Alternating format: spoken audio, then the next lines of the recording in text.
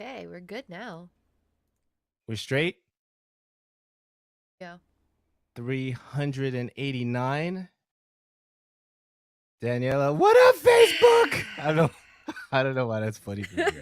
That's what up, I'm Facebook? glad that my frustration amuses you.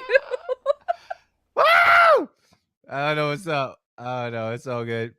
It's all good. Nah, because we gotta laugh about these things, man. Because if we don't, it's just like it makes us all like serious when we record and we're trying to like get our groove on or whatever. But it's all good. 389 of the show radio. What's up, Daniela? Oh man. Someone I think this is gonna be a really good episode. Yeah. There's a lot here for sure. I mean, so much information came out this week as usual. Because we want to make sure we have all our stuff in there. The post Super Bowl stuff was fun. I definitely want to touch a little bit about that. That was cool. The cord cutting adventures continues, and I think I'm catching up to that whole thing. I didn't realize how much channels I have access to. So that's pretty good. That's pretty good. So I'm excited about that. But before we get into all that, you straight? You got your tea? You got all the good stuff? Yeah, I'm You good. I got straight? You straight? everything. I think we're good. Very good, very good. Okay. So let's do this. Episode 389. Hey, what's up, guys? Welcome to another episode of the show radio. This is episode 389 of the show radio. I'm your host, Andrew. Hey guys, I'm Danny. And this is your source for tech, gaming, and entertainment news. Head over to theshowradio.info. Once again, that's theshowradio.info and check out our past shows. While you're there, subscribe and tell a friend about the show. The show is on Apple Podcasts, Google Play, Radio Public, Spotify, you name it. We are there for your listening ears for sure. TheShowRadio.info is where you can find that information. And definitely once you get there and you start listening, definitely tell your friend and do not keep it to yourself. That way we can spread the love and the news of this wonderful podcast, Twitch, YouTube program thing. So yeah, I'm excited about that. A couple of things I definitely want to mention at the top of the show. We've been moving the show, and there's a good reason for that. We've been moving it from Sunday to Friday, from Saturday to Friday, and the reason for that is I take full responsibility for that because people are passing away. Okay, so I have to make adjustments because I still want Daniela to spend quality time with her family and not full court press her on mandatory recordings. And I'm trying to find a proper balance for that. And the best way to do that is to move it. So today we're recording on Saturday. Saturday is the 10th of February, from what I understand. So we're recording on Saturday. I definitely want to mention that up front. TheShowRadio.info for our shows and notes and everything that we talk about. You can find all that there. So first up, Daniela, what is going on with you? Um okay, first of all, did your team win or the team that you wanted to win the Super Bowl? The team that I wanted to won the Super Bowl, but I'm sad because the thing is, it's a toss up, right? Because I love players and I love teams, and I just like the fact that it takes a long grind just to even get to the Super Bowl itself. So the fact that I saw TB12 and the Patriots in there, and also Philly, which came out of nowhere to me, especially Nick Foles as being a backup quarterback, and something happened to the other quarterback, and he started filling in, and he thought he was going to retire, decided not to retire, and they went all the way to the Super Bowl. That was like a Cinderella type story, so that was amazing to even see that. So that was really, really fun. So I enjoyed the game. It was a great game. I know there's definitely some questionable calls in there, but overall, I think it was a fantastic game and family hangout. And that's the first of many, and that was a success. So I really enjoyed that. Yeah, that's also what I wanted to know. How was your hosting and your projector and your It setup was and good. It was good. It was good because so we moved for those listening for the first time. Thanks for listening in. Thanks for watching us. So the setup was dope. So we had the projector about like 100 plus inches on the wall. We had the speaker set up. We had some mids and highs, and we also had some lows for the sound and all that. Set it up. Move the couch around, reorganize, and the entire living room setup to have this event and just enjoy more family time. And I know that I failed at that area a lot, and I'm trying to be better at what we do as far as our brand is concerned, and as well as family time. So, I sent out the invitations to the individuals that I wanted to be there for sure. and definitely trying to be better about family relations. And I think that that it happened. It was really cool because when me my in-laws are getting ready to make their way, they were ahead of us on the highway by like 10-15 minutes. So by the time they got here, they beat us to the house. I was like, okay. So I told my wife, I said, yo, you got to give them the pin and the stuff to get in, because I don't want them to stay outside since they already beat us at the house. So gave them the pin information, all that. So they met us inside once we got there. Then we started heating up all the food. Then the wings came after, and then another set of wings came after, and we just had a good time. The chips was there, drinks and all that, non-alcoholic stuff, because I didn't want people to go home all like inebriated or whatever. So yeah, so it was great. It was great. Overall, it was fantastic. I definitely want to see who's going to be available. I'm thinking right now for All-Star Weekend, which is this upcoming weekend. So that should be fun. I'm trying to see what we want to set up with that. So overall, I think it was I don't know, 8 out of 10. There's some areas that I could improve on in terms of logistical stuff and chairs, and so I have to re-look at some additional things to go from there. But overall, I think I was really happy that everyone had a great time when they left, and they even mentioned it after. If you want to call that a survey type thing, that was cool. So I really enjoyed that. Yeah, your weekend was so much more exciting. I'm not okay. I don't know if the last 2 or 3 episodes would have taught anybody, but for anybody listening for the first time, I don't do sports. I'm really bad with that. It's not like I don't like them. I don't really keep up with them. And on top of that, I'm terrible with names. So like you'll be throwing out names at me. You can make up names that I wouldn't even know. That's where I'm at with it. And it's really bad because people ask me like, who do you want to win? And I'm like, what colors are each of the teams? And I'll choose off of colors. And it's so bad. But um I am, I don't know. I watch for the commercials.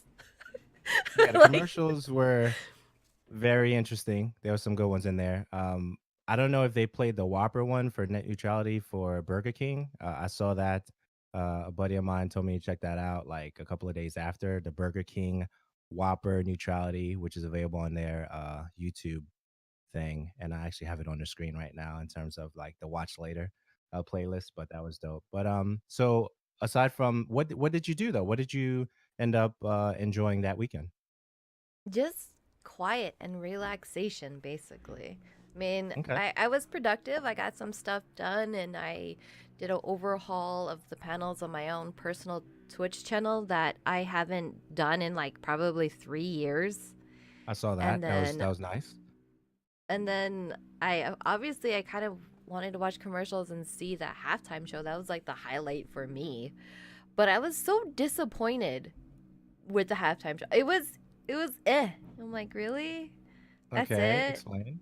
I thought Explain. it was boring. Okay. Cause you have him like he's a great artist, but compared to like Lady Gaga, Beyonce, even Katy Perry, uh, his was like really basic. I agree. I wasn't impressed by it at all, and the music choices was like, all right, like it was yawning, and I didn't even sit through the whole thing because I was so bored. Okay. So a couple of things with that struck me kind of weird. I love Justin Timberlake. Okay, ever since the NSYNC days. I mean, I'm a big fan of NSYNC and all their songs. The ones that I've enjoyed over the years and stuff like that. Backstreet Boys, you name it. Like 98 Degrees. Those bands, if you want to call them that. I still dig them.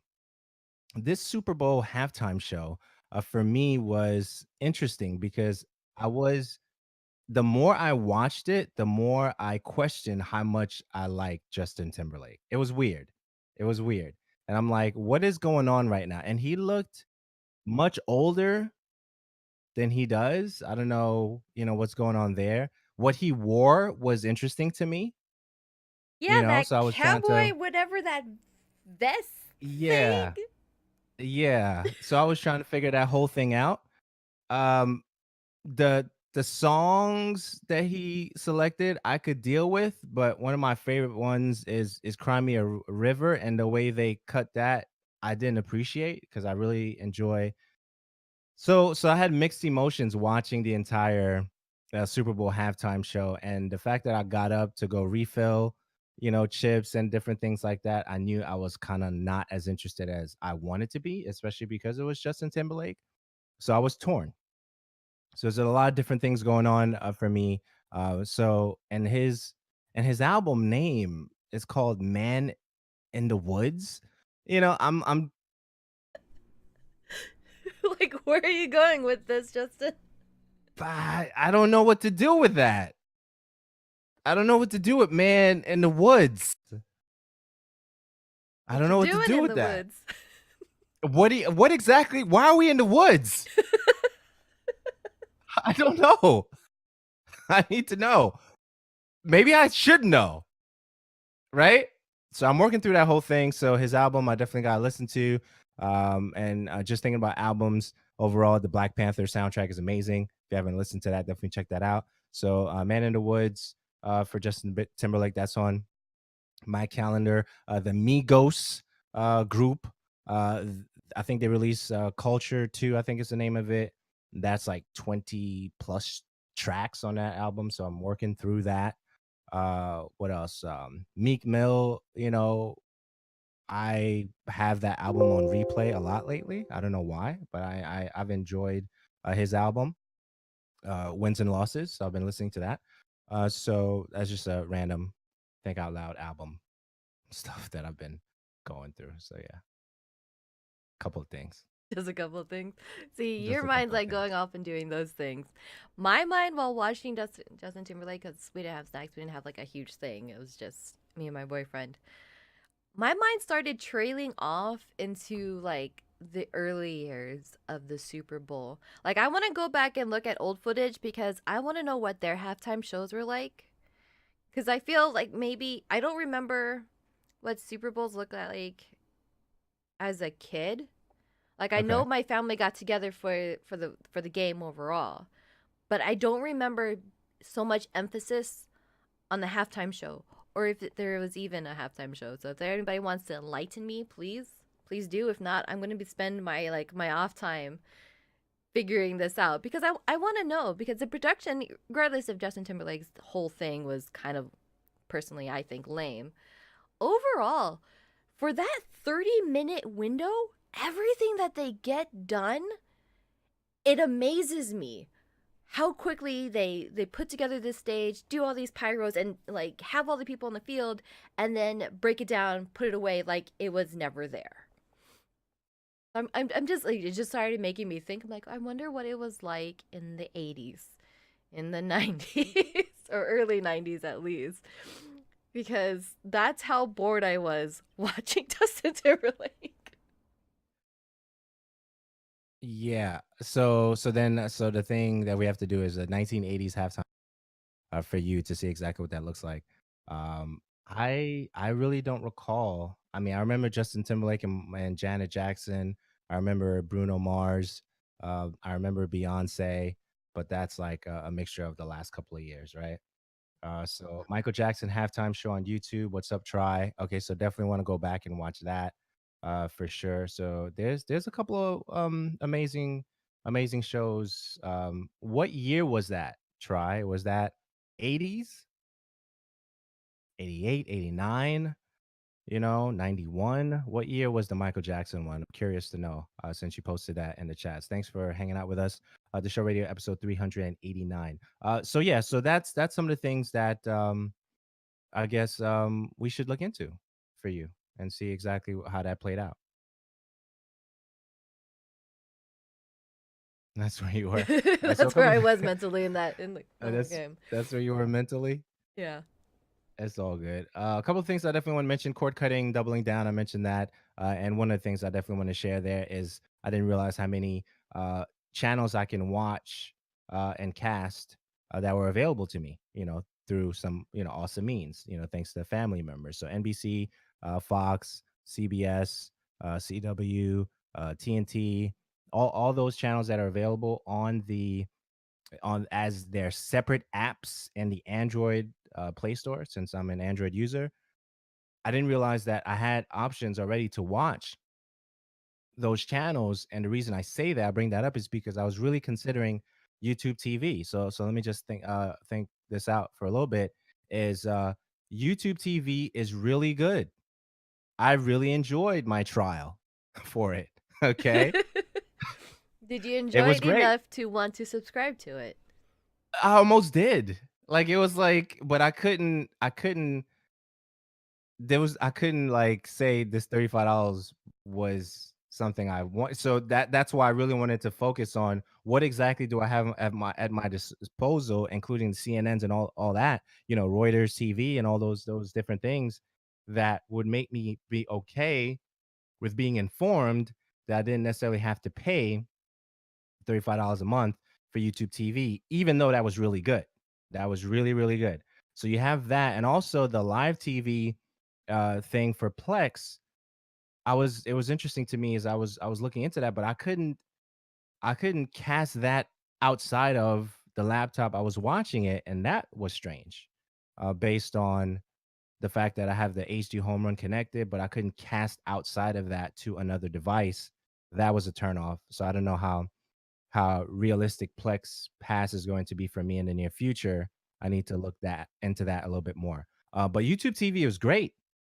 I would say anybody right now should check it out. If you have not checked out YouTube TV yet, just a trial for a couple of days.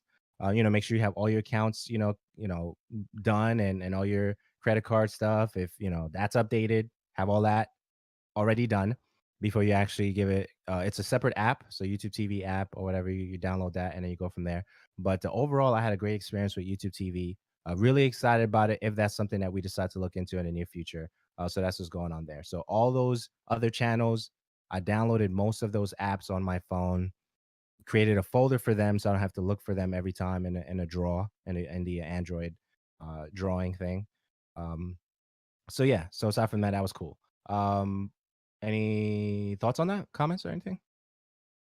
I am taking a very strong stance on not adding to my channels and my networks. Even though more and having options is great, having too many options is just too much.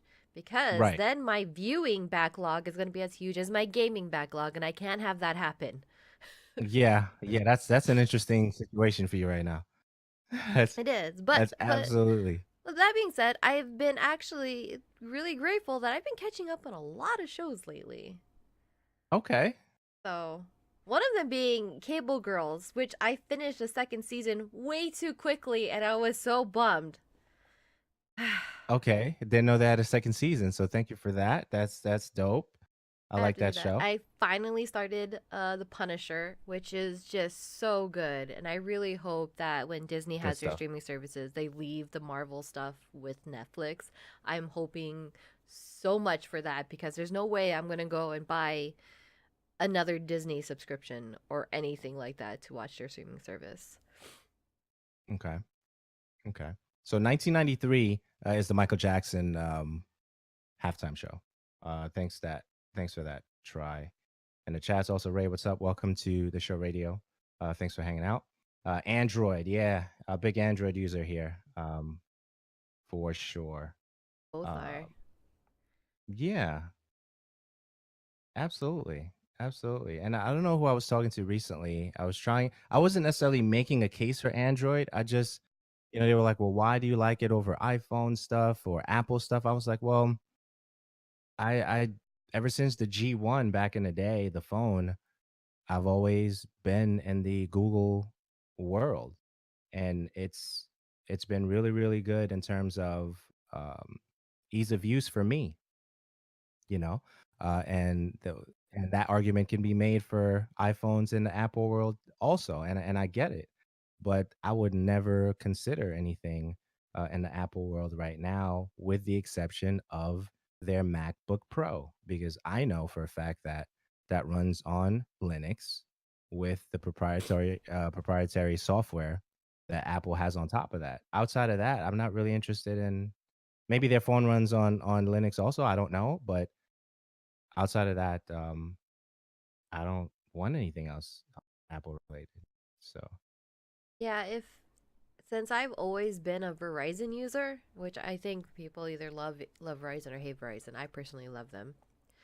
Um, if it didn't take so long for Apple to finally go to other services, because it stayed on AT&T for a really long time, and right. Verizon didn't have like any type of smartphone really other than the BlackBerry.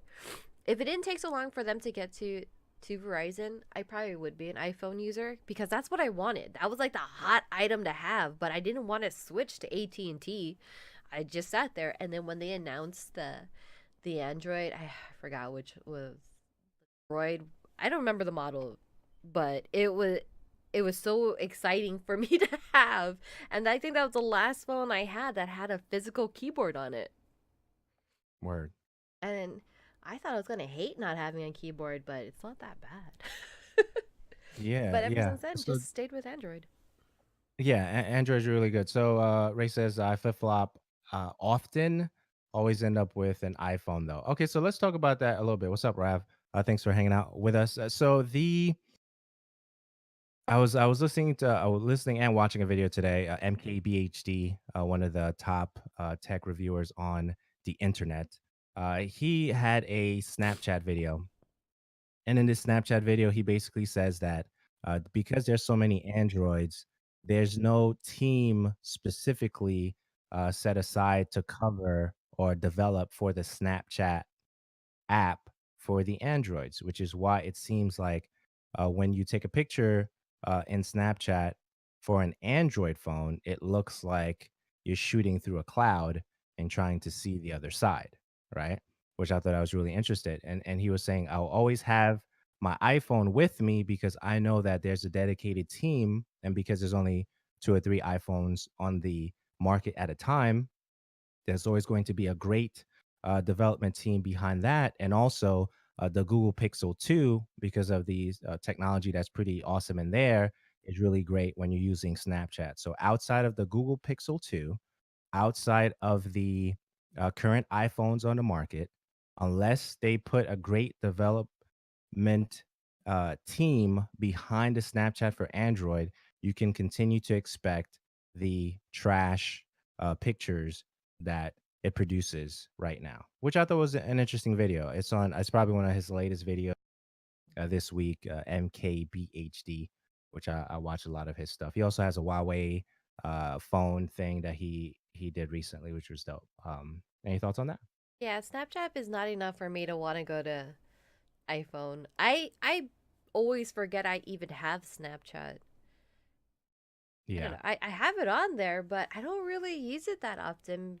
And I think when it comes to social media, that's definitely one of the gray zones in which I don't know how to get properly use it. I mean, other than, yeah, take a point, snap a picture or video or anything like that. But the purpose to use it as part of, I guess, my brand or my online personality, I don't know how to properly phrase that, but I just don't know what its purpose is for me. So I always forget it's Okay. there. Not enough reason for me to be like, I need an iPhone for all of those dog filters. I don't know. You don't want that? I don't really need it. I don't really think about it. I mean, I have a lot of photo apps on my phone in general, but they're not really for those types of filters. And I think my son plays around with my Snapchat more than I do. Okay. Fair enough. Fair Kind of enough. it. All right. So a couple of things, I guess, before we actually jump into the main, we have a great show for you today, guys and gals. Great show. Great show. A couple of things I definitely want to mention. I bought a book recently from an author, entrepreneur, marketing realist. His name is Gary Vaynerchuk. He also has a book called Jab, Jab, Jab, Right Hook. He also has the current book that just dropped, I think, January 29th, not too long ago. It's called Crushing It. And I got that. I definitely want to share that. Oh, dope, dope. Available on Amazon for sure. I did do a hot link for that. So you can do theshowradio.info/ crushing it. Theshowradio.info/ crushing it. And one of the reasons I wanted to mention that particular book, and even Jab, Jab, Jab, Right Hook, Thank You Economy, Crush It, which was another book, and this is the follow up to that, which is Crushing It, is because this guy is really really dope. I mean, really, really dope. Like everything that I've seen him do, whether it's Instagram stuff, YouTube stuff, and all the stuff that he's putting out for free, the amount of information that we're getting for free because of his brand, his personal brand, and all the other stuff he's doing with Vayner Sports and those things. I've really spent a lot of time listening to his podcast. I follow his stuff religiously, which I mentioned to you off cam, off audio stuff. Daniela, he's really dope. So you have the book on the screen. Fantastic. I have the book on the shelf behind me. So since you have it on screen, I'm not necessarily going to pull it. But theshowradio.info/, crushing it. Definitely get your copy. I think right now it's on sale. What do you call that? A discounted price right now. So definitely check that out on Amazon. Theshowradio.info/ crushing it. Any comments and thoughts on that chat? Daniela, what's up? You expand my library of things I need to read. I'm still working through some of it, so definitely a very interesting title though. I to be honest, I'll be honest, I've never heard of him before you. Hmm. But once I did, I Okay. started looking into it. I'm like, man, these are some books I really need to dive into. Yeah, it's he's great. I have some other authors I definitely want to share with you. Um there's a book called Platform by Michael Hyatt, which is great. It's a little older than Crushing It, obviously, because that just came out. Michael Hyatt is great. John Maxwell obviously has been great for a long time. Dale Carnegie books has been great for a long time, and I think that what I'm learning, even though something that I enjoy doing, to some degree I do, but not all the time, right? But I realize that whether it's a podcast from one of these major guys who've been doing it for such a long time, or a book from them, those are the cheat codes to be better at what I do, right? So whether it's how to review games for a living, right? That book. I want to get the author real quick. Let me get the author for that.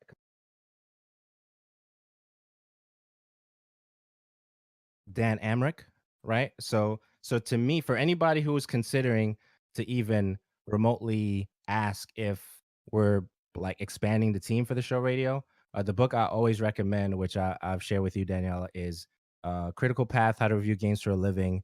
Is my orientation to anybody who's considering that they think they might have a fit, a good fit with what we do here at the show radio. And I think that a couple of things happen after you read that book.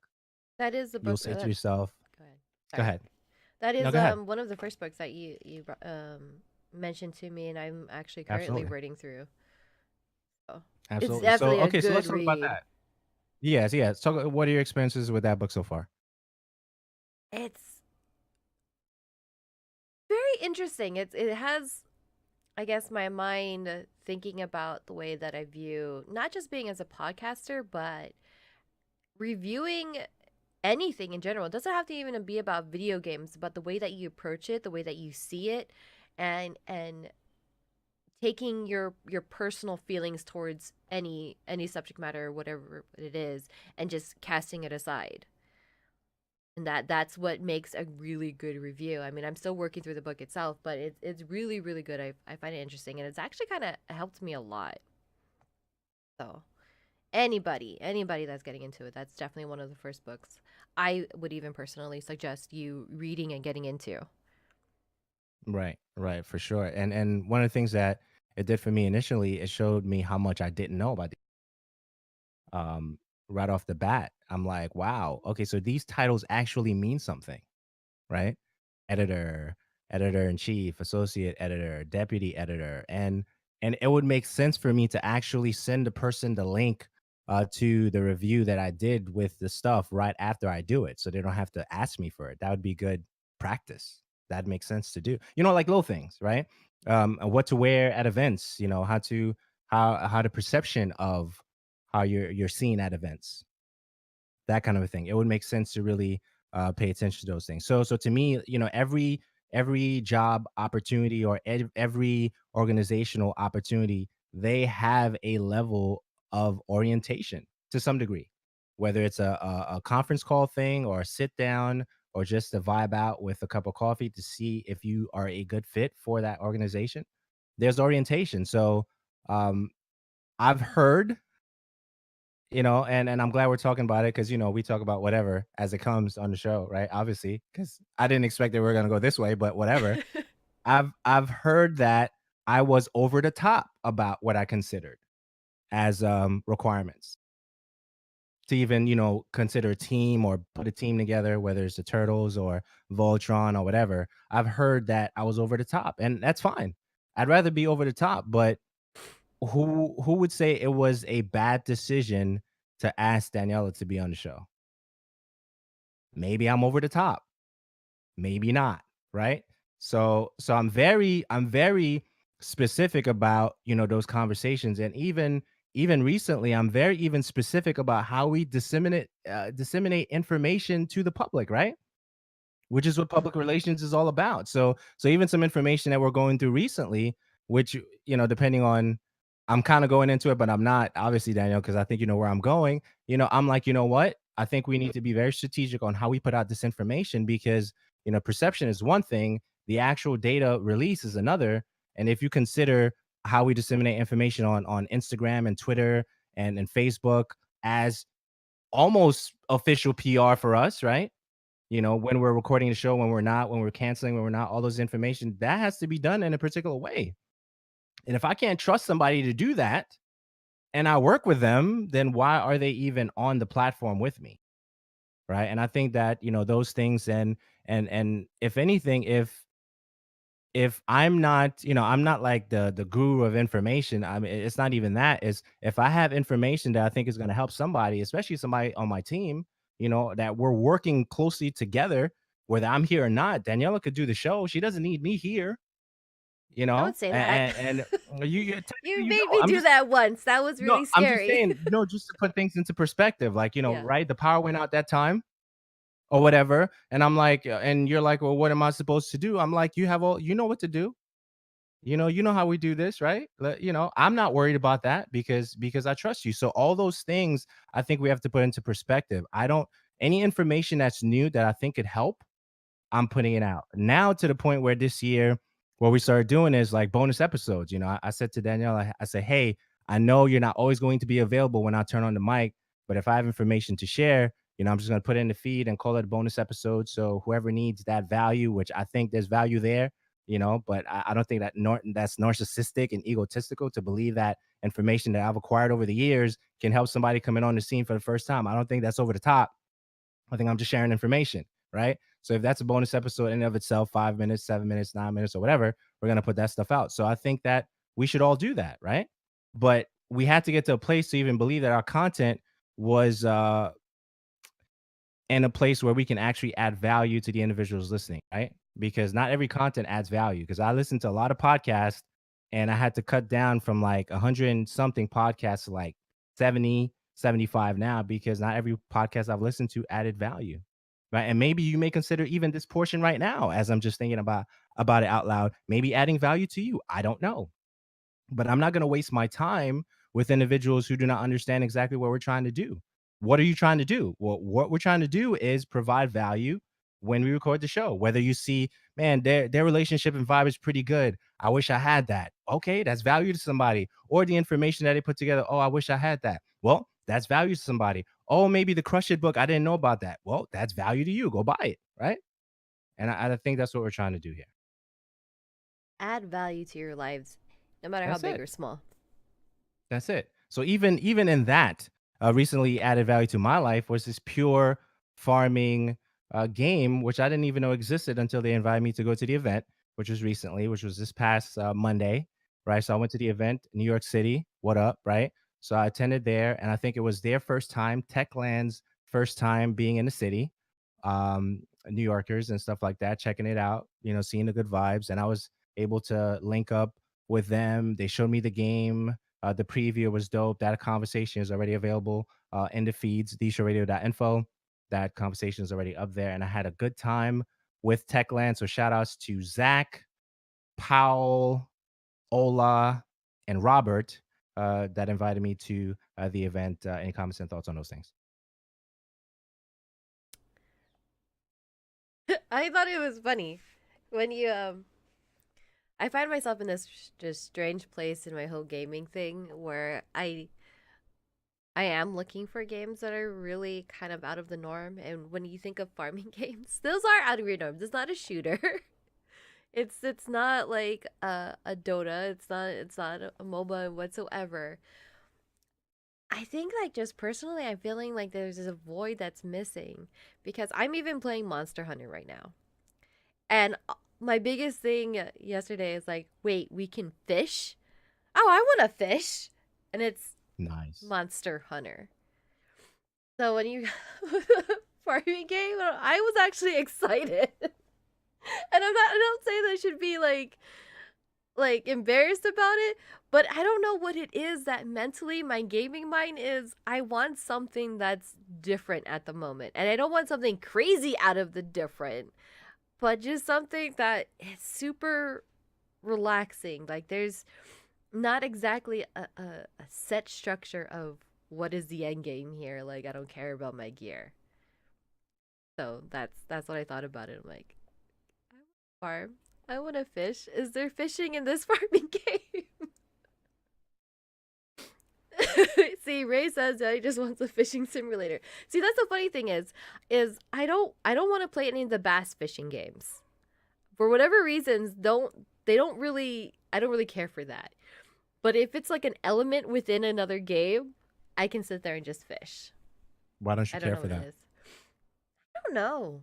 I have no clue why I Okay. don't like the bass fishing game ones. Like there's just something about it that I'm like, okay, you're a little bit too real of a simulator for me. I don't want that.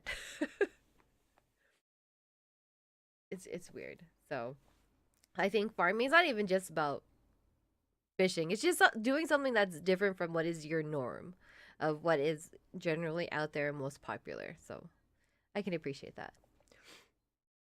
Very cool. Very cool. I never met another human that enjoys the Bass Pro fishing games. That's right. But if there's somebody out there that does. Right. So I mean, So if yeah, if they definitely check didn't, they that out. wouldn't make it out. So just saying. Word. So I'm gonna grab my water here. So yeah, Pure Farming 2018, it's called. Pure Farming 2018, purefarminggame.com, purefarminggame.com. The conversation that I did with that awesome team is available on the feed, theshowradio.info/listen. I'm trying to be on my promo game today. So that's what's going on with that. So great show for you guys today. A couple of things, a PlayStation controller deal that's happening. I want to talk a little about that, mention that to you guys. Deadpool stuff, Venom stuff, Uma Thurman stuff. What else we got? Marvel, Solo, a Star Wars story stuff, Twitch updates, TOS. I want to talk about that a little bit further down the line. E3 press release. Going to talk a little bit about that. Give or take. Tomb Raider arcade game, Black Ops 4, Q&A at the end if you guys have any Q&A at the end or in between. So don't wait. Don't wait. There's no reason to wait because we'll answer whatever question you have as we're recording whatever we're talking about. So that's pretty much the show setup and everything else in between. Danielle, you got anything before we start? Yeah, just like Ray, who's asking me about Stardew Valley. Funny enough, I don't really that game. I don't like the way it looks. There's something about it that rubs me wrong, and I know it's super popular, but I just can't. I don't know what it is. I just can't with that game. I am waiting for the next Harvest Moon though. What is that? And again, even if you don't get to tune in live with us, you can email us at community@theshowradio.info. Ask us any of your questions, any suggestions. That's where you can get a hold of us. Word.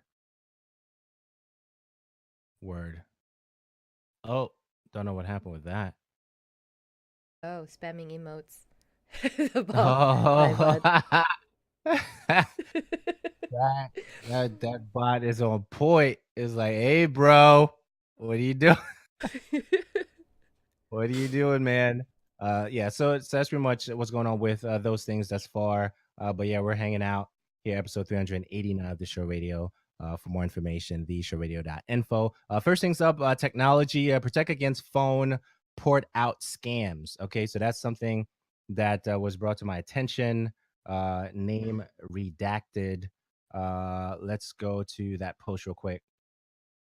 Protect against phone number port out scams. It also gives the T-Mobile phone number, which is 800-937-8997. If that's apparently you can actually create a code. I think it's like a let me see how many digits. What do I need to do? Create a 6 to 15 digit passcode that will be added to your account.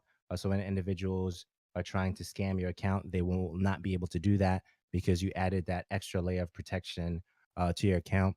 And I felt so much better, Daniela, about passwords and Google authenticators and all those things in the last month because all my accounts are protected, whether with a two-step or with the LastPass, which I talked about in previous episodes. And I think that everybody should take the time to do that because there's never a wrong day to make your passwords right. That's a tweetable right there. That that's That's that sounded so tweetable. good to You can me. quote me That on sounded so that. good to me. You know what I'm saying? So I think you should definitely consider doing that for yourself. Any comments on that, Daniela? I don't even know if T-Mobile even has good service on my island, to be honest. Um, yeah, this is like I gotta look into that and see if Verizon offers anything that's similar, because I think the latest phone scam, because I don't have a landline phone, I only have my cell phone. The latest one that has been driving me insane are you'll get phone calls from telemarketers or something that have almost a similar phone number to what yours is. So all of Hawaii is 808. And sometimes you get the area code that says 818, which I know is in California, and like the first three numbers will be a different three digit number, but the last four will like match my phone number. And I think the whole mentality behind that is, so has been explained to me, it's so that you're more susceptible to answer a phone call that kind of resembles yours or similar to your service provider. It's something that's really bizarre, but I get probably 6 or 7 of those calls a week for the last 3 weeks. And I don't know What? if it's just, I know it's not just me. It's like the entire state of Hawaii. We've had several news articles about it of like, hey, be aware of this. You're getting these scam calls. And it's very interesting because I'll answer them. If I'm really, really, really bored, I'll answer them just so I can troll the telemarketers. If I feel like in a really great mood, I'm like, yeah, sure, I'll humor you because you're at least sitting there doing something. I have no idea. And it's always So like, how long oh, how long do you keep that conversation going until until they okay, hang up on okay. me. Ah, So they hang up okay. on me, which is interesting because it'll start off with like a recorded number. It's like, "Hi, this is in regards to your credit card bill. And this is to reduce your interest rate for this. If you're interested, hit this number." You know what? It doesn't matter if you hit the number or not. If you stay on the phone just to listen to her long enough, it'll automatically transfer you. And I've gotten so many different, I'm not going to stereotype it and be like it's always Indian people who's on the other side. I've gotten so many different accents. It's like it amazes me. And they'll ask you, it's like, "Oh, this is in regards to your credit card." And I'll sit there, "Which credit card?" "Oh, the one with the highest Wow. balance." "Which one is that? I Mm, can't remember. I haven't checked that because I don't pay my credit card bill." And they're like, "Oh, that's wow. great." I'm like, "What do you mean that's great?" And then after a while, like towards the end, I'm like, "Oh, I know why I don't pay my credit card bill, because I don't have a balance." "Oh, you don't have a balance," and then they hang up on you. Oh, they Like, just hang up on you. yeah, they just straight up hang up. Like, oh, okay. So, That's I, intense. I I should go look into this because I have Verizon, and it's a huge issue. And I think two of the biggest providers in Hawaii is Verizon and AT&T. Um, and I know it's like a nation, like it's a statewide issue. I want to look into that. Mm, Good on you, T-Mobile. Even though your yeah, service is really T-Mobile poor in Hawaii. T-Mobile is trying to do their thing right now. And definitely tweet out. Posted the information in the chats for real. Tell somebody about the show. Tell them that we're live right now, recording episode 389 of the show radio. Appreciate you guys hanging out. It is always appreciated. So that's what's going on with that T-Mobile stuff. What else we got? Google Drive users can now comment on Microsoft Office files, PDFs, and images. If that's something that you're excited about, definitely check that. Look into that. PlayStation's new gold wireless headset. Interestingly enough, it's called that, but I don't think it's gold. I think I their think it's last one gold. was gold either. It's by way of features, I think, at this point. Looks really dope, sleek. It's I don't know, it's like a matte finish, black, right? Type of headset. It looks really dope. You can also use it for your VR stuff as well as also in the box it says wireless adapter, a 3.5 audio cable, USB cable type A to micro B, and that's available for pre-order right now. Any comments on that? I'm good with my headsets. Word. Nothing there. Also on sale right now for $36, which is a very good deal versus the $59.99 it's usually at. PS4 controller, Jet Black. I'm gonna have that in the show notes as well. I don't know if I want to do a deals section because I see a lot of different things throughout the week, especially that fits that's on brand with the conversations we usually have. So I may start adding those things in the show notes. I don't know if I'm going to do a separate section for that, so it stands out deals for this week or this past week, that kind of a thing. So I'm considering doing that. We'll see exactly how much we get in there. If I get at least 2 or 3 things in there, I'll do that, and we'll roll from there. So PS4 controller, Jet Black, $36, usually $59.99. Check that out if that's your thing. Any comments on that? But hey there, El Taco Justice. He says, "Hey What guys, up? hope you're having an awesome weekend." We are. And Mr. Rob says, "I kept the scammer online on the line for 30 to 40 minutes." I do that for the Filipino ones that want me to buy international phone cards to call my motherland. I Hmm. always find it interesting when they say the motherland. I'm like, okay. Yeah, all things are good over here. All things are really dope. Just recording 389. And as far as the podcast for this, that will probably go up Monday. Monday, I don't know if I get really, really inspired. It'll probably go up sometime Sunday, but we'll see exactly what happens with that. So that's what's going on for technology news. Couple of things in entertainment, couple of things. Deadpool director David Leitch might helm Dwayne Johnson's Fast and Furious spinoff.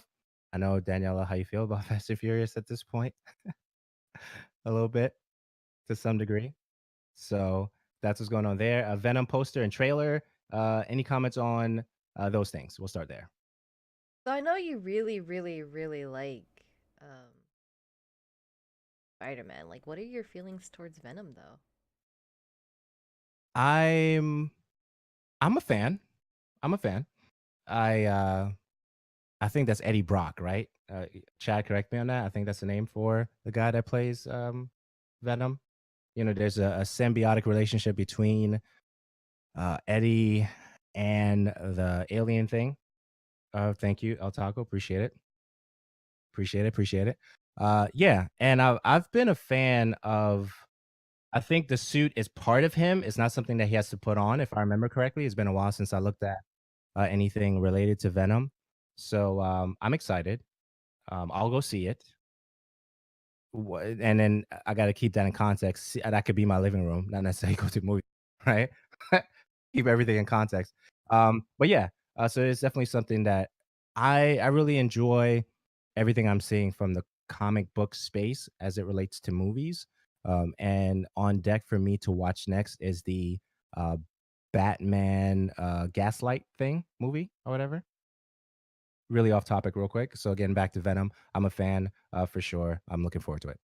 The trailer I found pretty interesting. It's very different take. I don't know.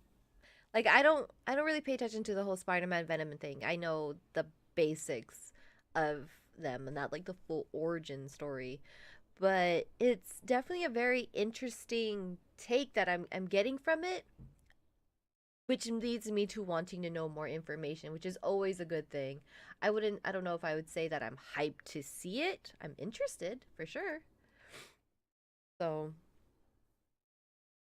Yeah, I I think I don't know. even looking at it, it's like ever since I really started digging into the Plex world and what that represents and stuff like that, and I always find a reason to talk about Plex whenever I can. for whatever reason. I start categorizing trailers as I'm watching them, depending on the category. So to me, when I saw that trailer, to me, it's like a psychological, thriller, adventure action, right? Um, that kind of a thing. So I start categorizing them, early on, even on the onset of whatever the trailer is representing. Obviously, Deadpool is a comedy, action, adventure, right? That kind of a thing. So I do that like as soon as I see, I'm like, oh, okay, does that fit what I like? I like psychological thrillers, so that's definitely in the ballpark of something I would watch, kind of thing. So Kind of wish they showed like what this Venom is gonna really, really look like. mm, But we'll see. We'll see how it is. We still got it comes out October 5th. Still yep, got a little bit of time. I'm glad there's no 2021 2038 date on it that I don't like knowing right. about movies so far in the future. So this year is gonna be just like as we talk about this show and we go on further. This is gonna be a great year for movies. Yeah, it's looking really good. Looking really, really fantastic. So you have that Deadpool trailer introduces Cable, right? And seasons of Legion that will premiere Tuesday, April 3rd. Not too far out. Not too far out. That's gonna be at 10 p.m. Eastern time. Pacific would be 3 hours back. So work that out in terms of the time. A Deadpool trailer introduces Cable. Introduces Cable. Wow. Wow. That's all I have there. What did you think That about it? I really, really dug it. Really, really dug it. Cable has always been one of those mysterious characters for me. Going back in my, early, early days of comic book stuff, like 80s, early days, right? And Cable has always been a mysterious guy for me, looking at his character and what he represented, guys from the future, and the fact that I'm able to live now and see all these characters I've enjoyed over the years being played out on the screen is a fantastic thing for me. So I'm all in. I'm all in when it comes to those things. I like the way that they market this Deadpool, the entire Deadpool series so far. I like their it's a bit abrasive, which is what Deadpool is. He's very abrasive, he's very crude. I like it. I like the humor. I like just the character overall.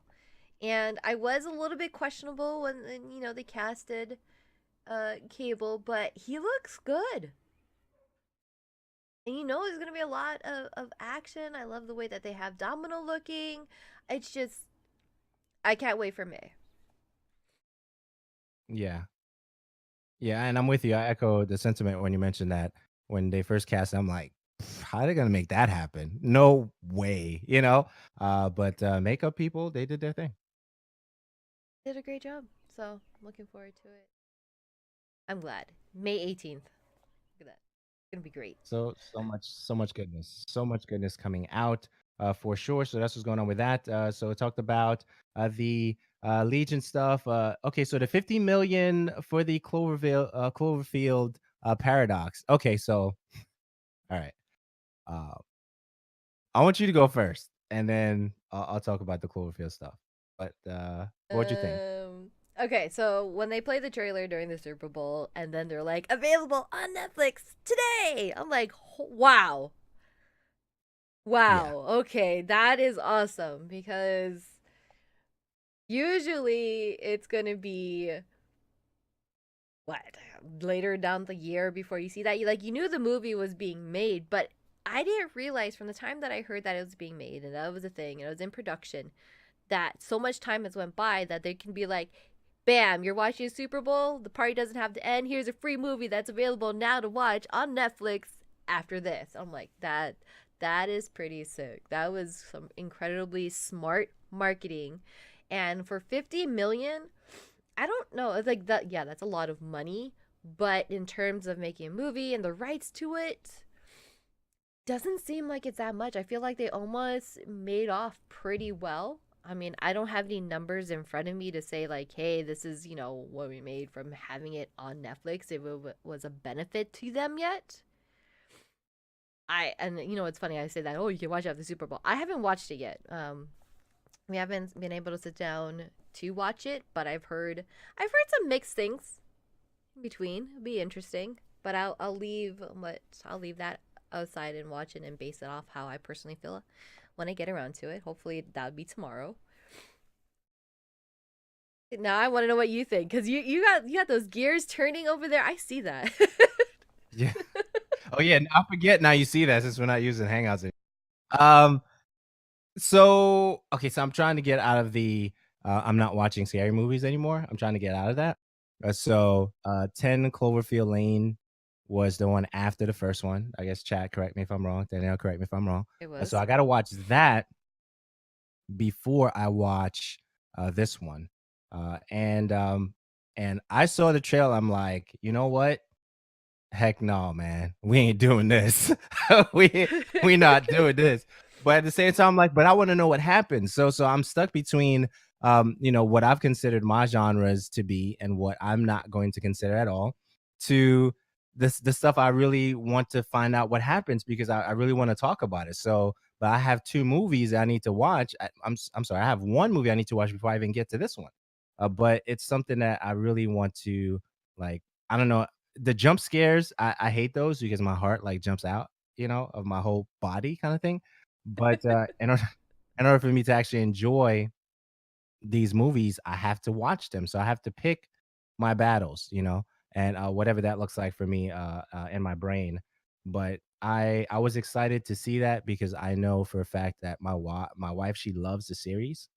And she was like, "Well, when did we get number two?" And I was like, "Well, I think number two was 10 Cloverfield Lane." She was like, "Oh, okay. So then this would be the third one." I said, "Yeah, I guess in order of sequence as far as movies are concerned, this would be the third one, but I don't know if story lines up to be the third one. We just have to watch and find out." She was like, "Well, you're not gonna watch it." I said, "Absolutely not." But but now I'm thinking about it, so I gotta pick my battles and figure out if that's something I want to do, which I just might do it because I want to talk about. Well, okay, So so yes, 10 Cloverfield Lane really isn't really scary. I definitely put it under the thriller part and that's suspense. subjective though. That's subjective though, because you probably watch more than I ever have. Period. Watch it in like 20-minute spurts. Like you'll watch 20 minutes today, maybe another 20 minutes tomorrow. And by the end of the You, week, you you would know, have watched the whole it's movie. it's weird because your brain, to some degree, has been conditioned to watch those type of films, right? I'm used to action adventure, right? And then the comedy ones, I think the comedy ones have more an impact on me because the comedy is so real and raw depending on what I'm watching. And then I get very emotional with the comedy. Like even today, we were watching The Daddy's Home, the first one, 2015, to prep for 2017, Daddy's Home 2, which just came out on streaming stuff not too long ago. And I was really very, very emotional about that towards the end of Daddy's Home, the first one, 2015. And I think that certain genres, if it's the Disney, Pixar type films, and then the certain comedies, especially when it revolves around family and the story, the overarching story or what you're supposed to get out of it, kind of thing. I think those really touch me. Horrors and thrillers, horrors more than thrillers, right? Um, that the jump scares I can't do. I think there was one called Life. I think they had to go out of space or something like that. And then something happened. The guy stuck his hand in the thing, and then the thing grabbed his hand. I was like, heck no, bro. You can have that. You can keep that. We're not doing that. You know what I'm saying? So it depends. It depends. But those films, when they're done so well, they're rated really, really high. And I'm like, at some point I have to, figure out which one I'm gonna watch. So yeah. So I'm gonna Horror go films with and Rob with this one. Rob oh says, man. "I was raised on horror and thriller films, and so was I. My entire family is just like we love horror films. We do." Yeah. That Nightmare on Elm Street stuff. We used to go to this family friend's house and they lived by a cemetery, and then they used to watch Nightmare on Elm Street. And then every time I looked out the window, the cemetery was, I was like, man, I can't. I can't do it. I had nightmares with that. So it's a whole nother thing for me. So I'm trying to work through it. Guys, I'm trying to work through it. All right, podcast listeners, I'm trying to go through it. I'm trying. All right, so that's what's going on with that. So Cloverfield Paradox, definitely check it out if that's your thing. Sleeping Dogs movie, man. Okay, so that's my game right there. Sleeping Dogs is my game. I really started playing it recently, going back to it on the PS4. So I've been having a lot of fun playing that when I actually go online and play and stream anything. So it's been kind of lax on that. So I haven't really been streaming on this channel as much. But when I do stream on this channel, The Show Radio Live, The Show Radio Live on Twitch. And my dude's in there. Daniela, talk to me about this. Honey Yen posted on his Instagram this picture. And man, Donnie Yen's awesome, first of all. But the picture that he chose to post alongside with the Sleeping Dogs picture was like perfect. Like, you are made for this role. And I am so excited for it. So excited. Just, oh my goodness. I need more information. Show me some teaser trailers now. Yeah, right.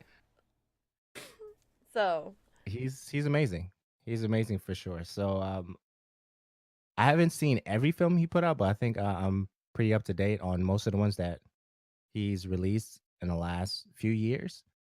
Awesome, right? In terms of choreography, he's a martial art master, right? And so it's just the thing that's interesting now, like when we're recording in the podcast, like as I'm talking, like different things will trigger when I say certain things. Like Scott Adkins, that guy, okay, he's the martial arts master too, and I didn't know that.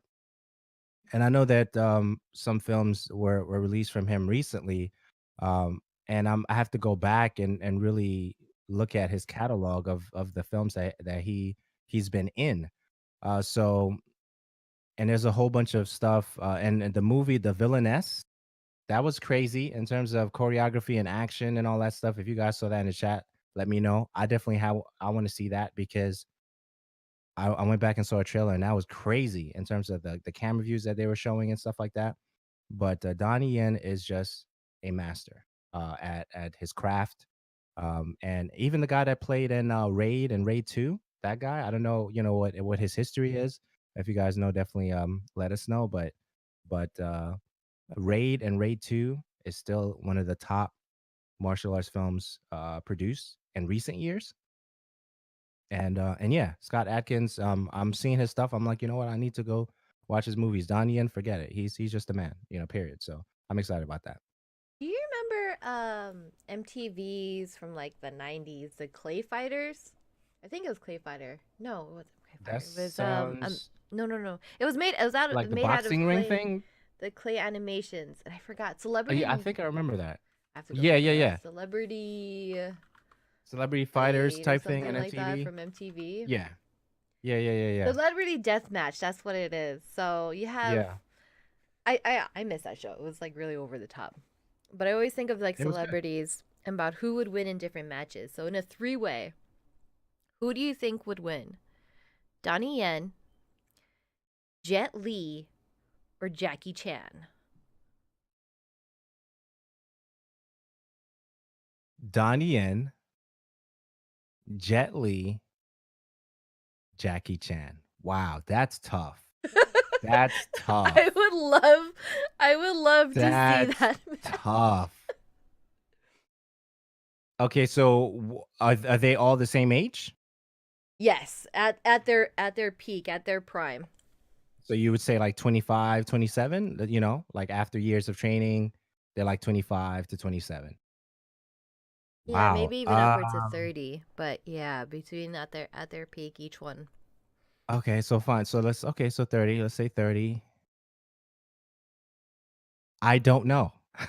I know that's not the answer I should be giving based on, if I had to pick one, I don't know because okay, so Jackie Chan movies, flashbacks in my brain right now, amazing martial artist. Jet Li, forget it.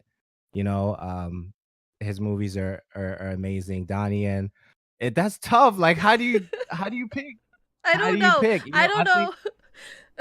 That I think that I would be think really great to watch. I would also love to just watch them all in like an action movie together. it's tough.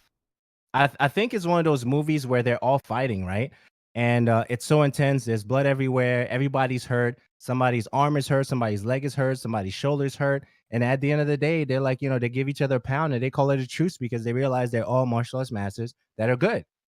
One of those things, or like Flash versus Quicksilver, Superman versus Flash. Like at the end of the day, somebody's gonna have to be like, you know what, that was good. We ran, we did what we had to do, and we crossed the finish line at the same time, and that kind of a thing. I think it's one of those things where anybody you pick, you lose. I think that's really Or what it do you is. win? Or do you win just being a spectator and watching them? But Okay, and regardless of what happens, I would love. I don't care Hollywood gods or whatever's. If you can just put all three of them into one action film, that right. would be so great. Oh my god. Yeah. So Taco gives it to Jackie Chan. I wouldn't. Okay, and I'm trying not to be. I have a favorite. I have a favorite, and I'm not gonna mention who the favorite is at this time, but I have a favorite, but I'm biased, right? Because if I say, yeah, I think it's this person, then it's like, yeah, that's because you really like everything that he put out. It doesn't matter. They could put out, a cooking show, you'd like it. You know what I mean? Like it is what it is. So, but I think that because they're so great at their craft, really great at their craft, it's hard to pick one. But if I had to pick one, I would pick I would pick Jet Li if I had to pick one. Really? Uh-huh. I would choose Jackie Chan actually. Yeah. I'd pick Jet Li. Yeah, for sure. For sure. I'd pick Jet Li for sure. Donnie Yen, love his work. Jet Li, love his work. Jackie and his earlier years, talking about like 90s and back.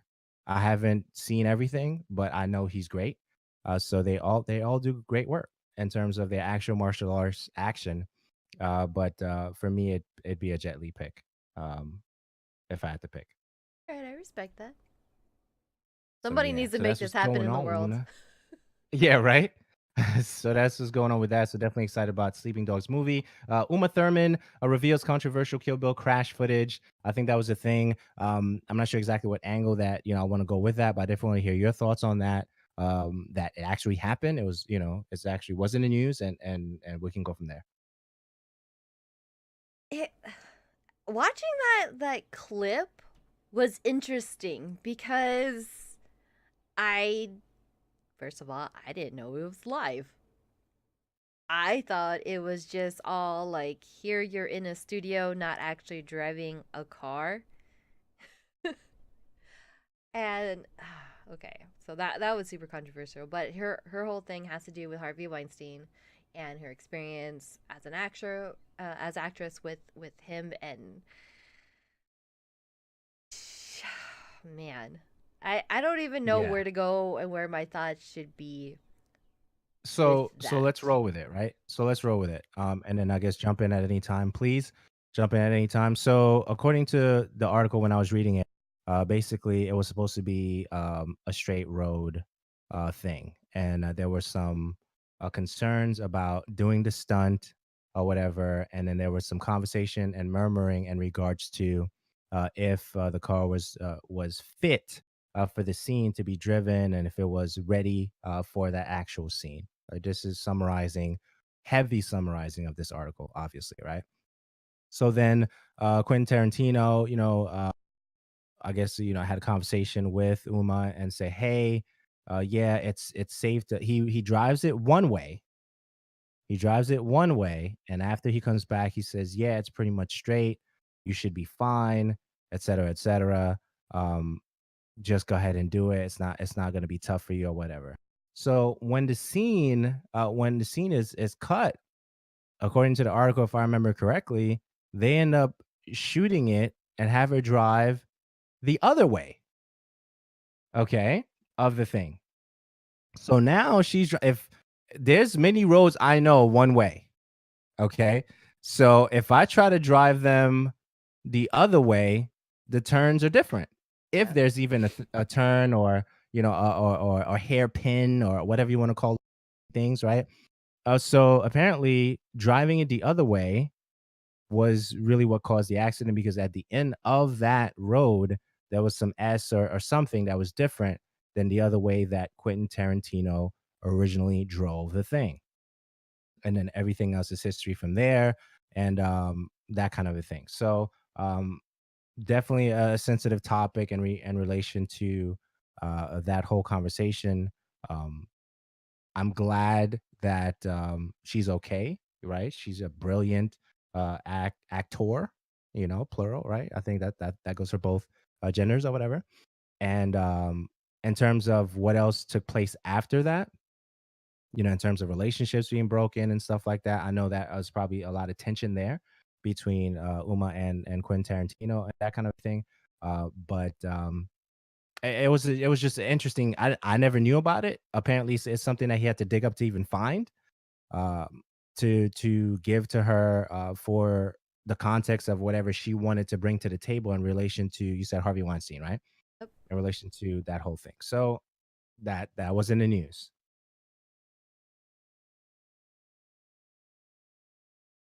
It's still I still don't even know how to feel about the whole thing. Like this guy's everywhere for Everywhere. everything. And it's it's not that I'm not surprised, but I wonder if the only reason why some actors and actresses are even bringing it up now or saying anything is because they have some weight behind their name now. Whereas a lot of the situations and a lot of the times that these allegations are coming up is really early in these actors, actresses, and models' careers, where they feel like they don't have the choice. It's either, okay, if I want to be in this industry, I want to be in the spotlight, then this is part of paying my dues. I can't say anything because I'm going to be blacklisted. Mm. So this, like we mentioned so many shows before, I don't think it's going to end anytime soon. And it's not even just necessarily about Weinstein, but just in general of people coming forward, coming out, and saying anything. And I think it's interesting that the title of this article is like Irma Thurman's like, oh my goodness, I can't remember. I don't want to get it wrong. Times. This is why Uma Thurman is angry, Mm. and it's just And it's a okay, good there's a read. lot It's to a be long read. said with There's a lot. It's a definitely. lot to take it in. Yeah, there's a lot to be said with that, even with the way they titled the article. You know what I mean? And that's just the world that we live in. Titles are they pull you in for different reasons, and sometimes a good portion of the time, the bias is even in the title before you even click it to read the actual content. By design, by marketing design, I get it, but sometimes um, certain articles should just be what they are. Uh, it's tough. It's tough. But yeah, so that happened, and that was in the news. And the Harvey Weinstein snowball continues to happen, and different ways on this digital world that we live in. That's what's going on. A couple of things I did see also is CDs. CDs. Uh, Best Buy, the leading, is leading the charge towards digital only, with the announcement that they'll no longer have CDs. Um, is this something that you still do, Daniela? Buy CDs? No.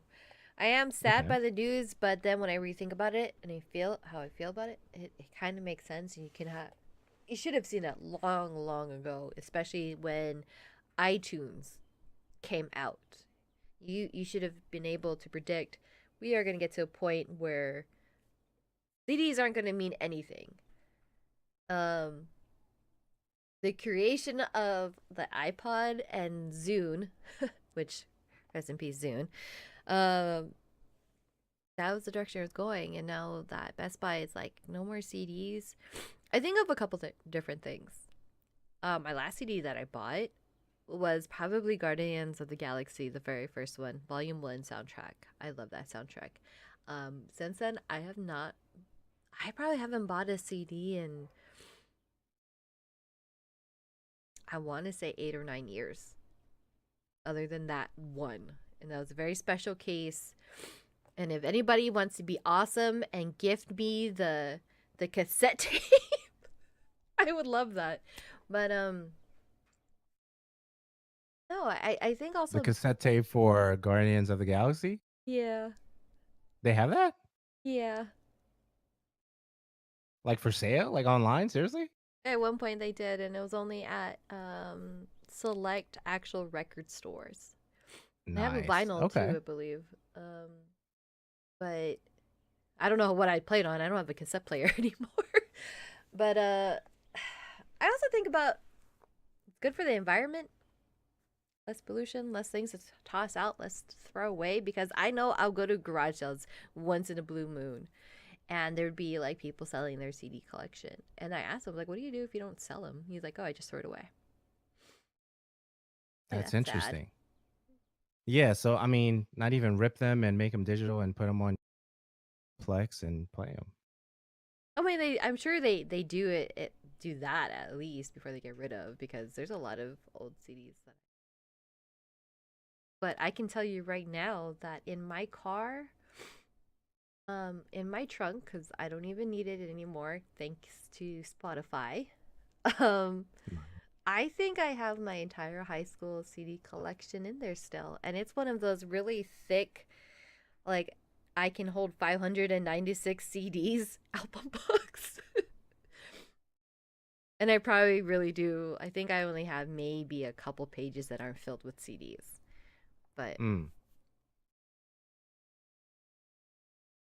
makes sense. Going that digital way and you have all the music that you could ever possibly listen to at your fingertip, literally in your phone. Absolutely.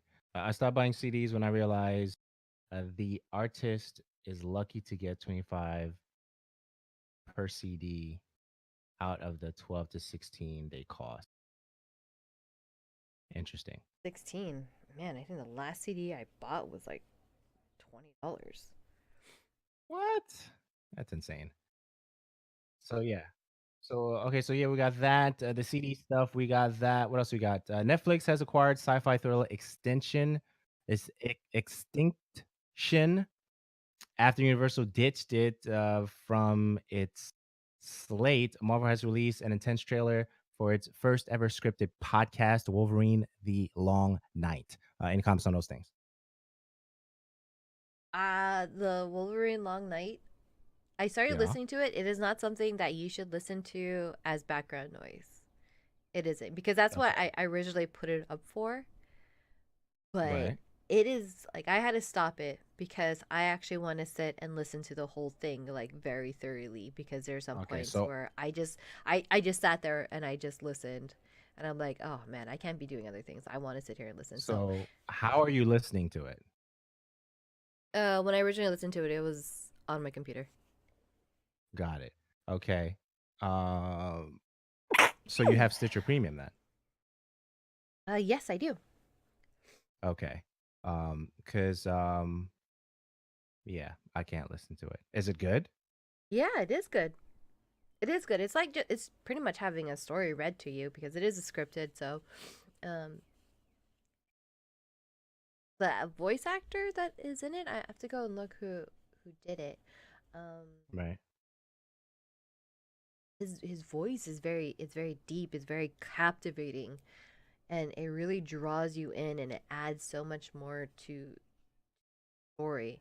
So I'm gonna definitely have to sit down. Like this is something that it's either you listen to at the end of your day when you're relaxing, maybe you're having like a bubble bath and you just want a Mm. story read to you, or you're just kicking So back in your lazy boy and you bubble have a nice bath. cold one. Yes, a bubble bath. Because that's where it got me to. So definitely not Okay. like play on background noise. I don't even know if I would want you listening to it on your daily, well, maybe on your daily drive, but not like catching the bus or on a train or you're just off walking. Like you really want to sit and pay attention to the story. Okay. An excerpt from an article I was looking at said, in fact, Marvel's pulled together a pretty solid voice cast for this first foray into the genre, including Third Rock's Scott Adsit, Christopher guest regular Bob Balaban, and Brian Stokes, Mitchell of Mr. Robot. There will also be a few cameos along the way, including, oddly enough, comedian and podcaster Chris Gerthard. So those are the names for those. I'm sure someone got excited because somewhere those names are favorites of theirs. I don't know any of those people. So, I don't think it but matters, even regardless if you know those people or not. It's good. So if you can take nice. some time, go listen to it. Nice. That's what's going on with that. The Infinity War trailer, man. Oh man, Infinity War trailer. That's a thing. Definitely check that out if you have not so already. Daniela, what are your thoughts on the Infinity War? Um, I was a little bit confused in a way. Like it was good. It was good, but I feel like I saw a lot of those scenes already. So did you just take all your previous trailers and just like, here you can watch all the trailers that you've already seen into this one big one? I mean, it doesn't take away it didn't take away from me not being interested in the movie. I think it's going to be great. I'm super excited. And it's another film that's coming out in May. May is just going to be Man, it's like, crazy. Explode. May, don't even leave the movie theater. Just stay in line. Watch the one movie and then go stand in line for the next release of the other one because May is just going to be popping with movies. Yeah. Yeah. I mean, there's really nothing else you can say but absolutely dope stuff coming out from Marvel. And yeah, pretty So dope. So Taco, definitely check it out if you have not. Definitely check it out. It's good stuff. when it comes to Infinity War and the Marvel movies, I kind of feel sad about it as we get closer to it.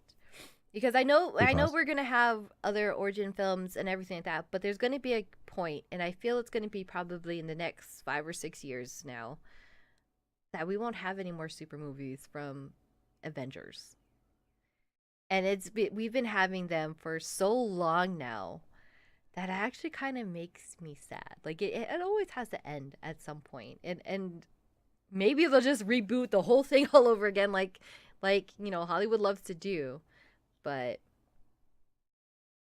they I can, right? didn't. You know, Yeah, of put course they people can. against each other and versus, this character versus that character, Venom versus Spider-Man, they can actually some side um somewhat lore canon type battles from the comic book days that they can turn into its own movie and storyline, and hopefully it's not boring in the process.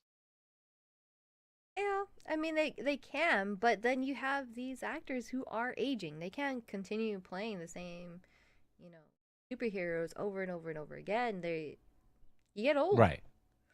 Right. Agree. So Toby Maguire was one, and then there was um the guy after him, and then Andrew we're on third Garfield, Spider-Man now, right?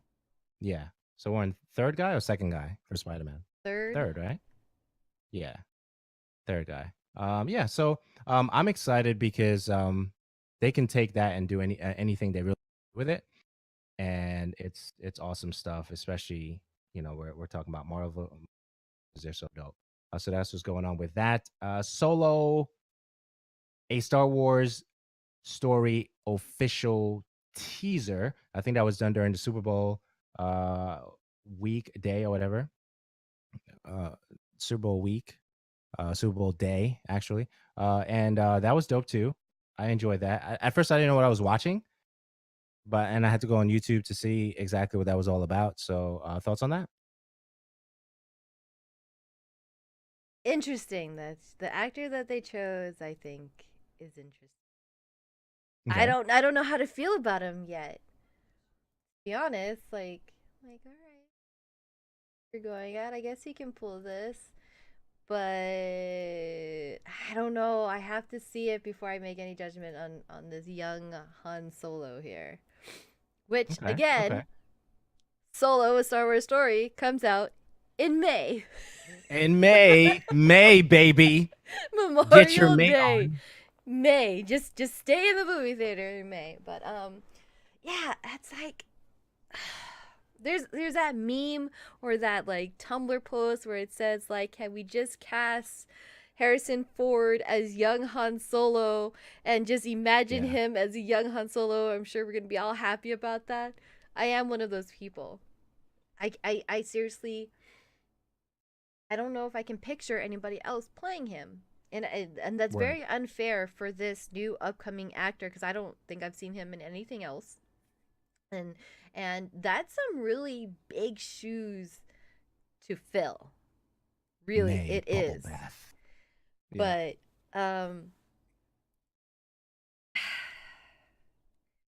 I'm It's hopeful. happening in It is May. happening. It is. And I'm gonna hold out till I finally see it. I seen the trailer probably like 6 times already, 7 times. I don't know. He's gonna have to grow on me. But it's funny because what I'm excited about is Khaleesi. Okay. She's in there, but that's it, and it's unfair. But we'll see how it goes. It's a lot going on. It's a lot going on. Definitely. If you guys have any questions, comments in the chat, definitely do so. Share that. We'd love to read your questions while we're here, and I think this is a great platform for us to do that. Even if you think that we're not paying attention to you, we are. It's hard to see anyone else play Cap or Iron Man. Taco, I understand. You're absolutely right, but we've had 3 Spider-Mans already, so we're But working through it. okay, we've had 3 Spider-Mans, yes. But man, do they have as many scenes or as many films as both Iron Man or Captain America? No, not really. But we're super invested in both of those Right. actors, both of those characters. Personally, I loved the second Spider-Man. I loved Andrew Garfield. I'm very sad that he wasn't recasted for the role, but they went a whole different, you know, way with Spider-Man. I don't know. Okay. So Flash, TV Flash versus movie Flash. Would you have did you want, or would you have wanted to see TV Flash into movie Flash? Yes, I did. I love Grant and TV Flash. But Okay. originally I did. I was super into this. And this goes for all TV actors versus movie actors. I love a lot of different TV actors, but I think very few of them have the ability to have that big persona or ability to carry that into movies. I feel like when it comes to movies, that's a whole different type of acting. That's a whole different type of presence that you have to have. And you have to have that strong presence to be able to make it and transition. And I feel very few actors can do that. Jennifer Aniston obviously is one of them. I love her in TV and I love her on film. Dope. I don't know if Grant Austin would be able to pull off a movie Flash. But Ezra Miller is like, it was like he was made for it. He was perfect. I love them both. Okay. Fair And enough. Thank you for following Dimes underscore underscore underscore underscore. I don't know how many underscores there is, but and the thank same you. thing can go for movie actors transitioning into TV shows. I feel like their persona is too big to be on TV. Mm, So like take an mm. example. Stephen Amell, Green Arrow. I would never want him to make a movie. And I Why don't not? He's You don't think he transitioned well into the role for Arrow on screen, silver screen? know. I don't think so. And what was it? He was in the TMNT movie, right? Oh gosh, I can't You remember talking his about Oliver? name.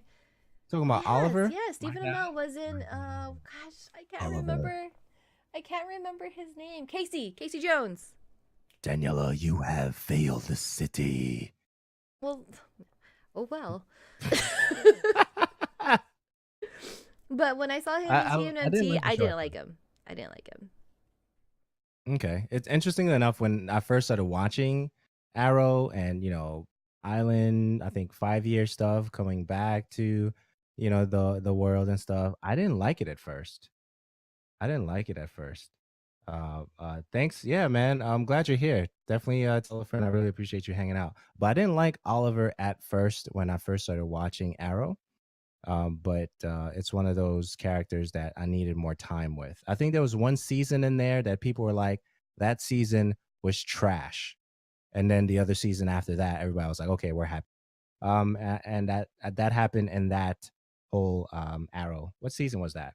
Everybody knows what season that is if they watch it on a regular basis. I don't. I don't know because I've gotten to the point of Arrow and I've been told it gotten better. So maybe it was the last season I watched.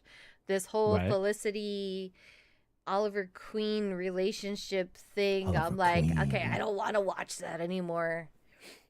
You either be with Felicity or not. Just be done with it. I don't care. Be with the girl already, dude. I mean, Felicity is Felicity. You know what I I mean? kind of watch Like, it for her at this point. you know what I mean? Felicity is Felicity. You know, dude, stop. Don't bump your head, bro. Oliver Queen. You know? So yeah, so that's what's going on with that. How do we get there? But it's all good. It's all good. All right, so I definitely need you to share with me what's been going on with these two things. YouTube and Twitch help to create an inescapable era of provocateur culture. That was an article that you added to the docket. Also, Twitch updates TOS. Definitely want to hear your thoughts on both of those, and I'll chime in after. So that's kind of been like the huge topic for this week. We'll start with the YouTube and Twitch thing. Um, if you've noticed and you're really like savvy to what's happening on YouTube, what's happening on Twitch, specifically what's happening on Twitch, you have Dr. Disrespect who came back. Okay, a little bit of the backstory. So Dr. Disrespect made this huge announcement December 14th or 15th. I can't remember the exact date, but the middle of Twitch, December right? on Twitch, saying that he was going to step away because he admitted to his infidelity. He cheated on his wife. And That's so real he talk. needed. That's real talk right there. He needed to step away, focus on his family, focus on his marriage. That's respectable. And then he ended up Absolutely. coming back and finally streaming this past week. And he broke Twitch, okay? So he had like 380,000 plus people just flood to his channel, excited to see him come back. And That's awesome. it's crazy because like it broke Twitch's chat. People weren't able to stream. People weren't able to access chat. All these crazy things. So much disrespect. Another streamer, Lol Tyler, who is probably one of the most personally to me toxic people. I do not like watching, hearing his name, hearing his voice, anything about him, even more so than PewDiePie. So he makes his comeback. He does his other thing.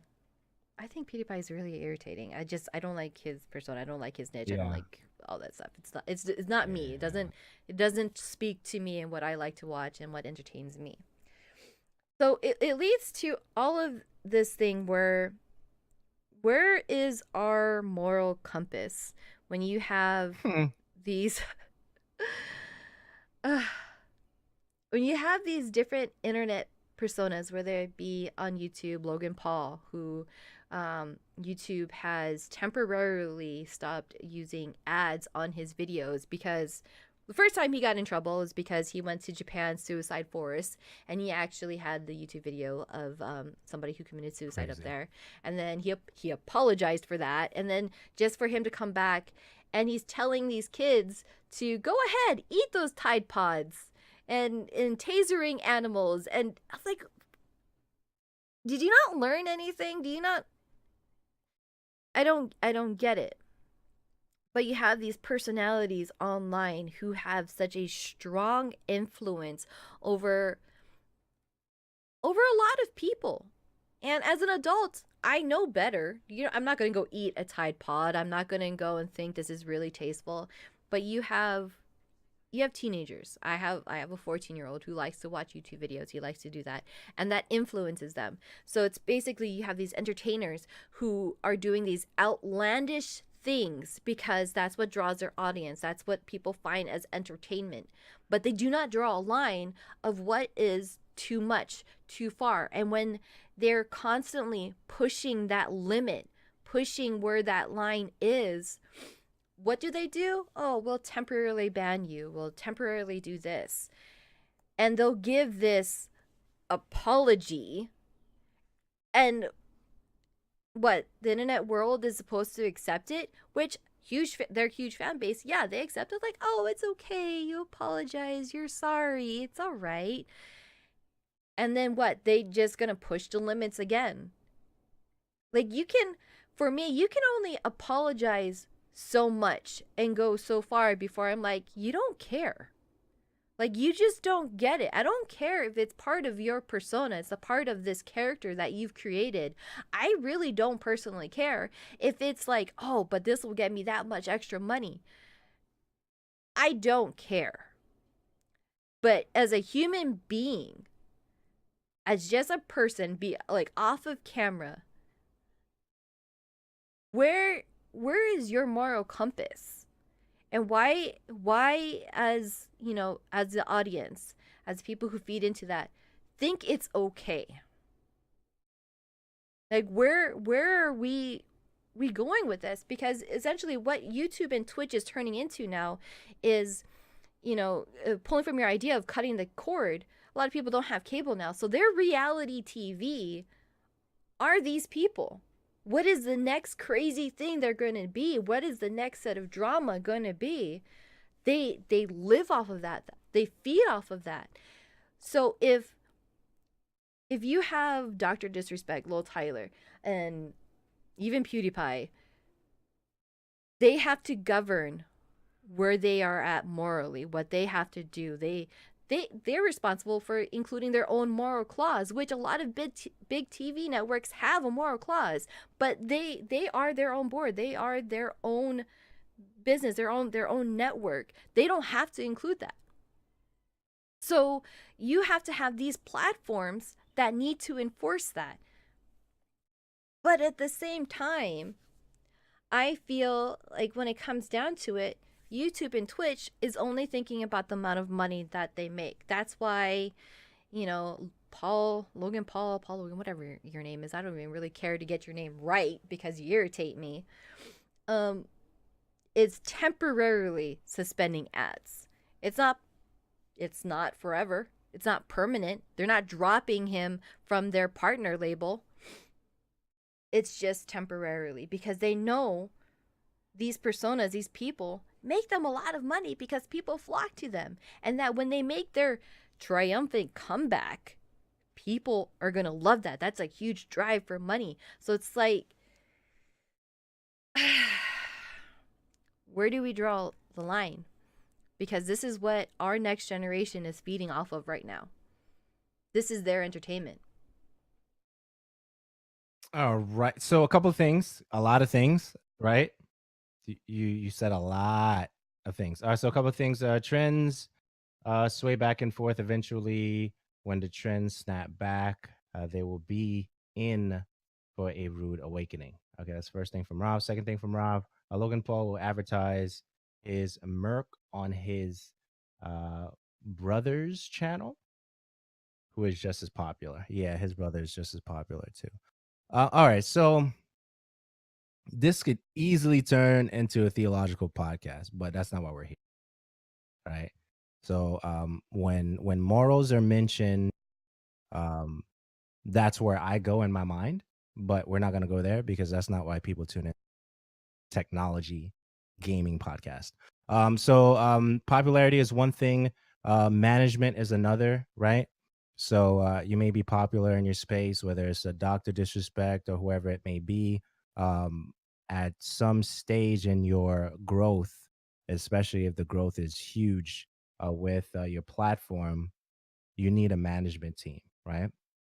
You need a PR team and you need some kind of individual guiding you to the process of how you handle yourself on rented land like Twitch and YouTube and those things as you go with your platform. So, moral compass for me, when you mention that, I immediately go to the fact that I'm not surprised with the things that I see online, right?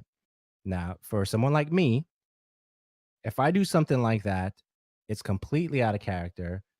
No one would expect it, right? It'd be a surprise to them, and that's just not something they would expect from me.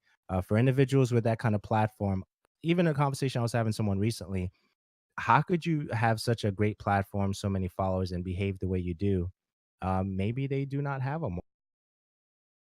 and it's easy for them to focus on the fact that every time they show up, whether it's a Dr. Disrespect, you know, trying to get his life aligned back to the way it's supposed to be, and then coming back, like you said, 380,000 plus.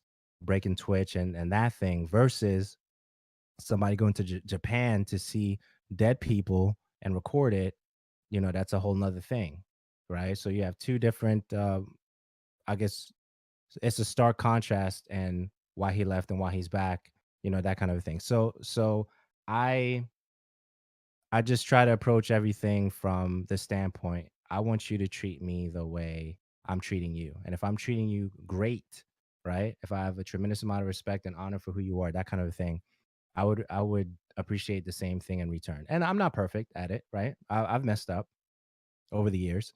2016, 2017, that kind of a thing, which I've shared with you. I'm not perfect. We've had that conversation. I think that I need to have that conversation with you up front because I wanted you to know how serious I was in terms of the transparency that I wanted to show when we started working together, right? So we have that whole thing. So I'm not looking for those personal brands, whether it's disrespect, Paul, his brother, and especially if they're doing things crazy, PewDiePie, to have a moral compass until it actually happens. Case in point, does anybody know what Justin Bieber is doing right now? Last time I checked. Okay, before I make this point, I wanna We gotta go pull up Justin his Bieber. I have thing. no idea. Okay, all right, Justin Bieber Instagram. I'm trying to pull. Does anybody in the chat right now, without looking it up, what he's doing right now? What message he has out in the world right now? And there's a point to this. Justin Bieber Instagram. There's definitely a point to why I'm asking that. So if you're listening right now, and if you're watching right now, and you have absolutely no idea what Justin Bieber is doing right now because you're not paying attention to him, right? That's fair, right? Because nobody cares. Because one thing I've learned in a short time that I have, okay, no clue, right? Okay. And I'm glad you said that, Rav, because the internet doesn't allow you to grow. This was one of the things I was saying on social media recently. You see, because right now somebody's thinking I'm still recording a podcast only. I'm not on Twitch at all. I'm not on YouTube at all. I don't have an Instagram page at all. Because the last time they saw me or looked up any information about me personally is where they were. And so they're stuck in time of what I was doing back then. So if you haven't listened, paid attention, I still don't have a co-host, right? Daniela still hasn't recorded 40 plus episodes with me already. So you're stuck in a time warp. So Justin Bieber right now is spreading the good news, right?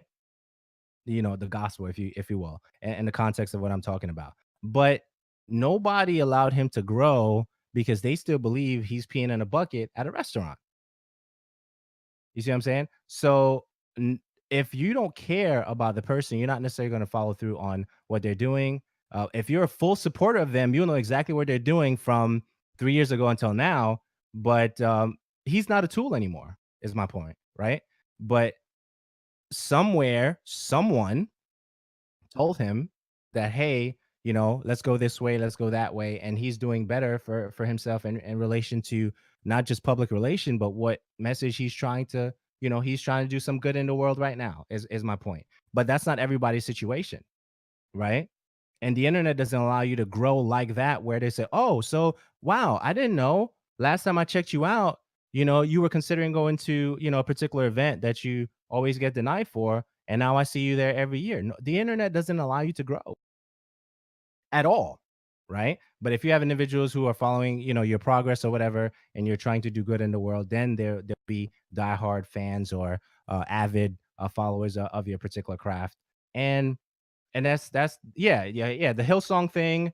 Yeah, exactly. So he's doing all that stuff, Dimes, for sure. That's the world that he's into now in terms of theologically speaking. But I use him as an example based on somebody still thinks he's peeing in a bucket, right? So that kind of thing. Great influence, a lot of followers. I don't know if he's dating that Selena girl. Is that her name? Selena Gomez? I don't know if he's still back with her.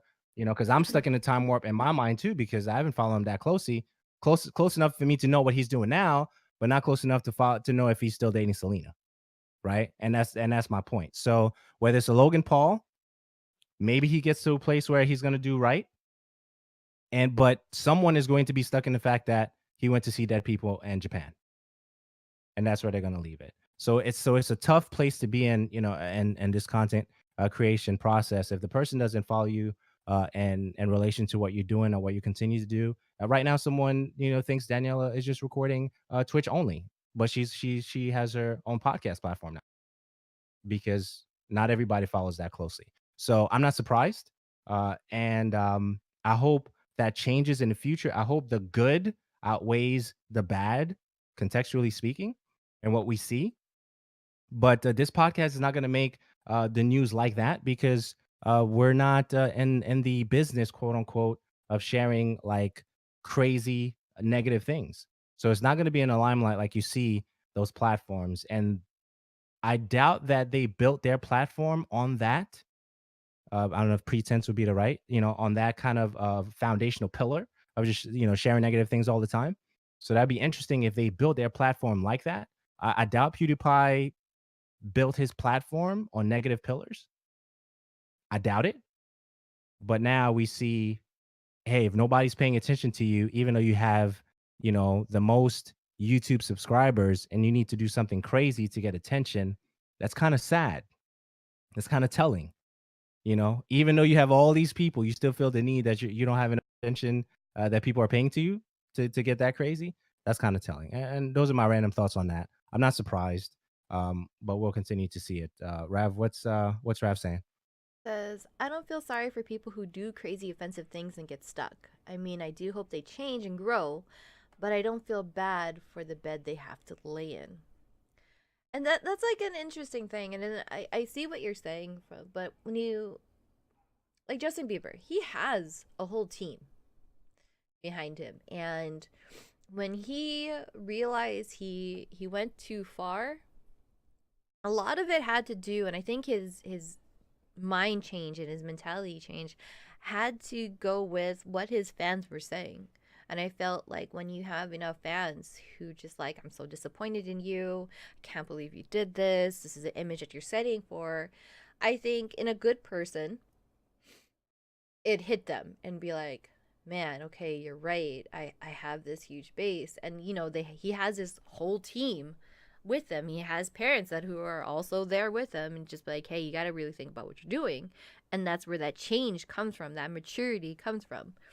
And you've seen that over the years. Like, yeah, he is a young man who, you know, wants to have fun, does, I wouldn't say typical teenage things, but was rebellious and wanted to push the limits because that's what all teenagers do at some point in their life. They're figuring out who they are, and he was a child celebrity who grew into that, and not all kid celebrities turn out as well. They always have that weird rough patch, and I think that was his. Now, when it comes to online and those types of personalities, they don't have that same type of team.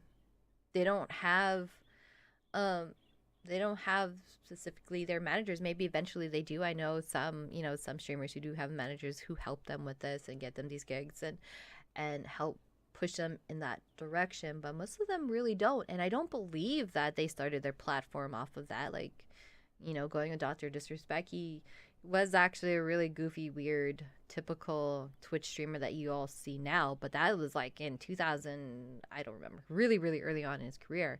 But he had to pick up this persona of a Dr. Disrespect to get, that acknowledgement to stick out more from all the other streamers.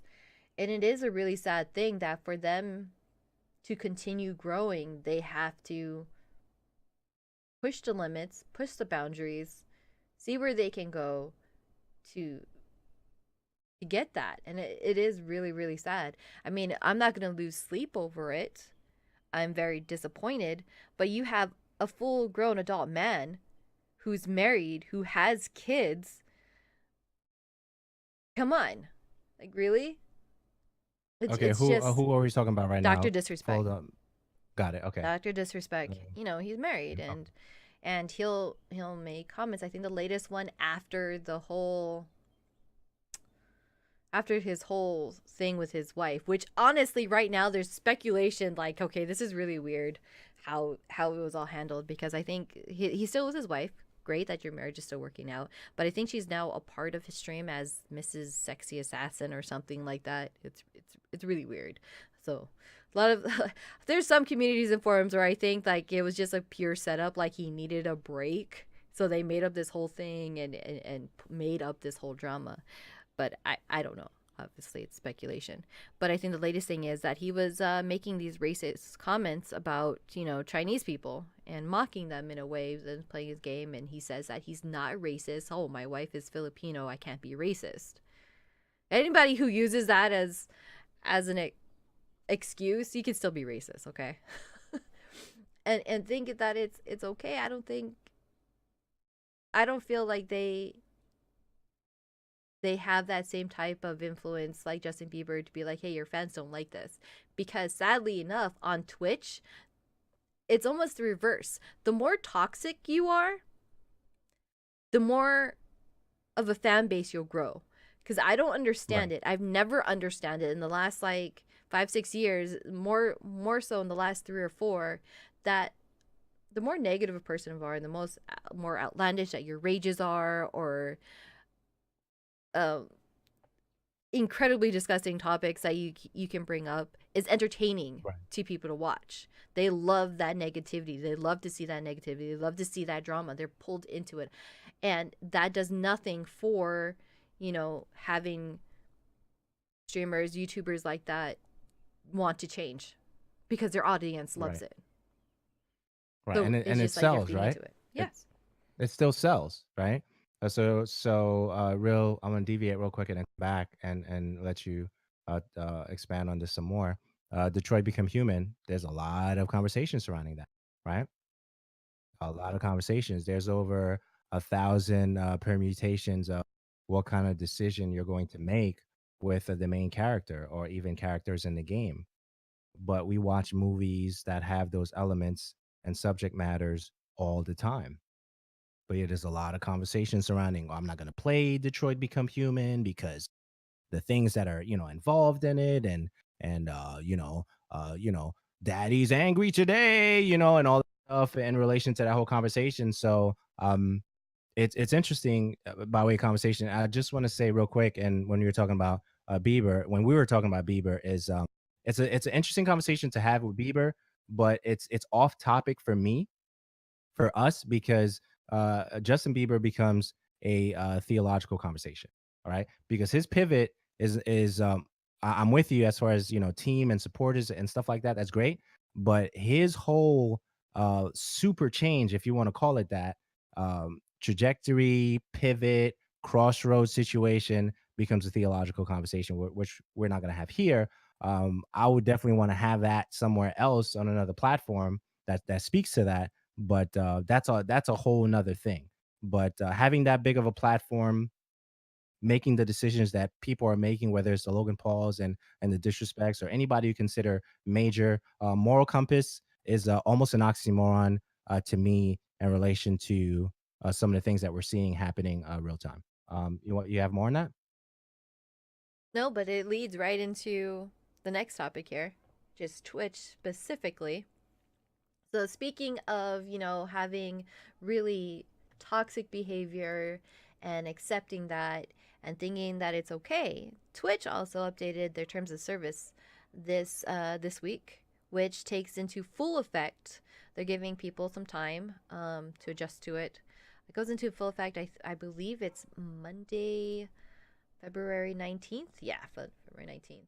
So basically, this is interesting. So when I was saying platforms like YouTube and Twitch, because, this said entertainer doesn't have that moral clause built into their streaming and what they're providing to it, platforms are starting to take that step in of like, okay, you won't draw the line, I guess we will. And hi there, Tiger. And Try says all that stuff gets him viewers. How many subs would Dr. Respectful get? Probably none. Oh, actually, you don't know, because I think there's a lot. So That's an interesting question, though. It is. As much as there is really popular negative streamers, there's a lot of popular positive ones too. And I think they're great. I think they put forth a lot of great content, and they don't have to do anything crazy. They are themselves. They're entertaining to watch, they're fun to watch, and they don't all necessarily are great at video games. So you never know how much Dr. Respectful would get. um but yeah, going back to it, is Twitch did update their terms of service, and I hope that maybe YouTube later on will start putting, their foot forward too on certain things. But their hugest thing has to do with their sexual content and their harassment clauses there. So basically, I think my very favorite thing is the harassment update. It doesn't matter if what platform you're on. If the original harassment started, say on Twitch, but it carries on to Twitter, onto Snapchat, onto YouTube, or anything like that, and you're continuing to harass, or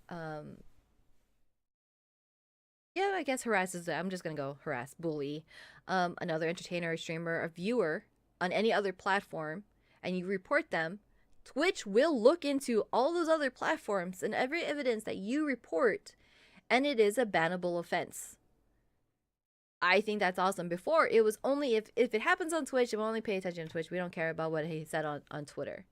But this one it's on Twitch, and I think that's awesome. I mean, early on when I first started streaming, I would get freaking harassed on Twitch, and then it would carry on to Twitter, and I get DM'd, and that's so incredibly Seriously, irritating. you? Yeah, I did, and there's a time where I just didn't want to stream. I'm like, this is just dumb. I don't want to do this. Who would harass you, Danielle? I don't know. You're Trolls of the internet. There's trolls for every little thing. If you're too nice, you have a troll. If you're too mean, you have a troll. There's just people who just don't like, they again, people who live off of negativity, and they like to see other people miserable. I don't understand it. I'm not gonna bother to understand it. Tiger says stop bullying DJ. But it is very, very awesome that they're coming out with this, and that they're putting their foot forward. And this doesn't even go with trolls that you get into your chat. Even as a streamer, if you are harassing your viewers, or if you're picking and bullying on other streamers and entertainers, I do know that there are some streams where, like, the streamer will be bored playing a game, so they will purposely, go, it's like, oh, who's streaming this? Who's streaming IRL? See what that person is doing, and then have their chat invade this other person's chat.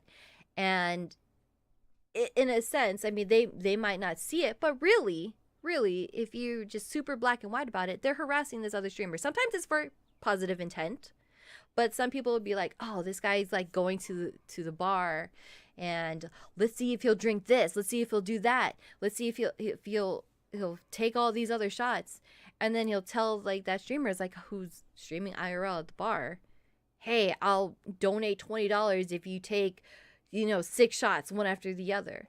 That is harmful. That is considered harmful intent. And of course, this other person thinking, like, oh, it'd be great, I'll just go and do this, I'm getting all these views, I'm getting this popularity, but it's feeding off of the negativity that you don't see, and that is a form of harassment. And there's some people who will go to an IRL thing, they don't like what this person who's streaming is doing, and they'll make fun of them. And then you have their whole chat that goes into this other person's stream and make fun of them. That is a form of harassment. And now you have to be mindful about what you're doing, because maybe it's entertaining to you, maybe it's entertaining to your stream who's following along with you, but it is a form of harassment. And I'm grateful that Twitch is taking the step forward on top of that to be like, no, we're not going to be doing this anymore. And they are having people like, we're going to give you to the 19th to go through your VODs, go through your clips, and delete them. After that, if you get banned, that's your own fault.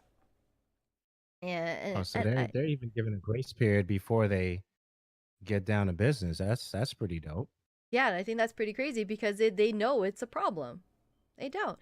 And it goes to, it makes people, and I hope it's going to get people to think about what they're saying in other people's chats, what as a streamer, what you're saying to your viewers. Because like in the heat of the moment, yeah, you can say some really dumb things, but if you think that you're not going to be punished for it, you even let your guard down even more. to say even things that are probably a lot more crude, a lot more harsh. And you don't even think about who is behind that screen, who's behind that keyboard, and how they're taking it, how they're feeling. And I think it benefits both. So I'm looking forward to it. I know I don't have anything I don't have anything to worry about. I'm not worried. And so their other thing. Obviously, you guys can always check out the notes on the showradio.info. They'll see all of the great highlights that Twitch is bringing in the terms of service. So the other one is sexual content. This one I think is definitely more tailored just towards the streamer, because there's this huge thing, and I think it's been brought to the forefront a lot more in probably the last 6 months or so, of what people classify as booby streamers or cam girls. And so I think I think what I thought was funniest was there's a line in there that's specifically tailored towards where you place your webcam, the angle that it's at, and what it's focusing on. That's pretty funny. And I'm like, wow, you're like super specific on that one, because there are female streamers whose webcam takes up like a third of the screen, and like I'm never gonna tell a girl what she should or shouldn't wear. That's up to her. But when you're taking up a third of the screen and your webcam shows 2/3 of your chest, like, what are we really watching here? Like, I kind of want to see. I tune in to see your face. I mean, yeah, I can't help about what you wear or don't wear. I don't know. I'm not gonna judge that. But personally, for me, wouldn't you want the people that are tuning in to know you're more than your boobs? And I would hope that you want to relay that message that you're more than just your boobs. But that's in there. And there's a lot of specifics about the clothing that you should be wearing. I think it's very funny that you should be the clothing that you wear for your in-home stream should be that would deem, appropriate for what you wear to the mall. And I'm like, okay, yeah, that makes sense. But what if you live in Hawaii and you go to the mall in your bathing suit? Because I have done that before, where I've gone to the beach, clothes are still wet, and it's perfectly acceptable, and it's okay to go to the mall, wearing a bikini top and shorts or something like that. Because I think there's even stickers on some storefronts that says, no shirt, no shoes, no problem. They're not going to deny you service. Here, obviously, my common sense is going to be like, I probably shouldn't wear a bathing suit on stream. What you should say is, what would you wear to your grandma's house? But it has specifics in there, and they do define it that if you're an IRL streamer and if you happen to be, at the beach, obviously, bikini is going to be fine. Dime says sometimes it's just chin and chest, and Taco does this. I hope they're not staring at my boobs. Well, it depends on what you're wearing. It depends. But they did further define those things, and I think it's great. It's definitely being taken with some mixed feelings, and I think I'm very excited to see where we go forward on that, and I'm glad that Twitch is finally stepping it up, because I feel like it's been a really long time since they kind of had an overhaul on things. Definitely one of the biggest things I want to say that ties into what we were previously saying about provocateurs. If they're implementing this, then I hope that there is some fair equality into it. So much like their bannable offenses is, if you fully well know in the Twitch community, and it's probably true in YouTube, that if you're a big enough personality, you can almost get away with anything. Like, what is a 5-day ban? Oh, okay. Well, I have a 5-day vacation from work. That's great. When I come back, my subs are going to be hype. Everybody's going to be super excited. I'm going to get this huge flex things because I Absolutely. finally get to come back. That's 5 days. There's some people who've done less harsh things and they get IP banned. But who are they? You know, there's some small streamer who probably has like less than 2,000 followers and, you know, is affiliate. There's not really anything to Twitch. But you've had I'm not gonna mention her name, but you've had one streamer who accidentally, you know, flashed her hoo-ha. Hoo And ha. That's funny. and I think she had like a 30-day ban. 30 days. Really? You gonna tell me that she did it by accident? No. Saw that clip. It wasn't by accident. And Rob I goes don't know in. who that is that Rav is posting. But I I think want it's to safe that see we're not going to fair. mention any names. We're not mentioning any names. Yeah, accidentally. But I want to see that fairness. I want to see that. Like, you shouldn't be judging it based off of like this name. It did this and like, oh well, they're a huge, you know, celebrity on Twitch. No, I don't care if you have 10,000 subs or 10 subs. Rules are rules. Treat them all equally. And I think that's the next thing about them implementing this is that's what means the most to me. I don't care about the name, I don't care about the numbers, but have equal fairness. And that is a very hard one that I think a lot of people are very skeptical about happening. They know that those big names are just, well, they'll just be banned for a couple days. It's okay. Hmm. Oh, It was okay. originally So 30 days, but shortened to about a week, says Rav. see, when you have those, it's just crazy. That's pretty intense. We'll see how it goes. I think that one of the most interesting things that I just like I looked at the tweets and I was looking at this like feed, um, as far as harassment goes and putting a filter over what comes out of your mouth. Some of the complaints was like, it is my First Amendment right to be able to say what I feel and what I think. And I'm like, yeah, it is your First Amendment right to put your opinion out there, but it's not your right, and you shouldn't like to be an ass.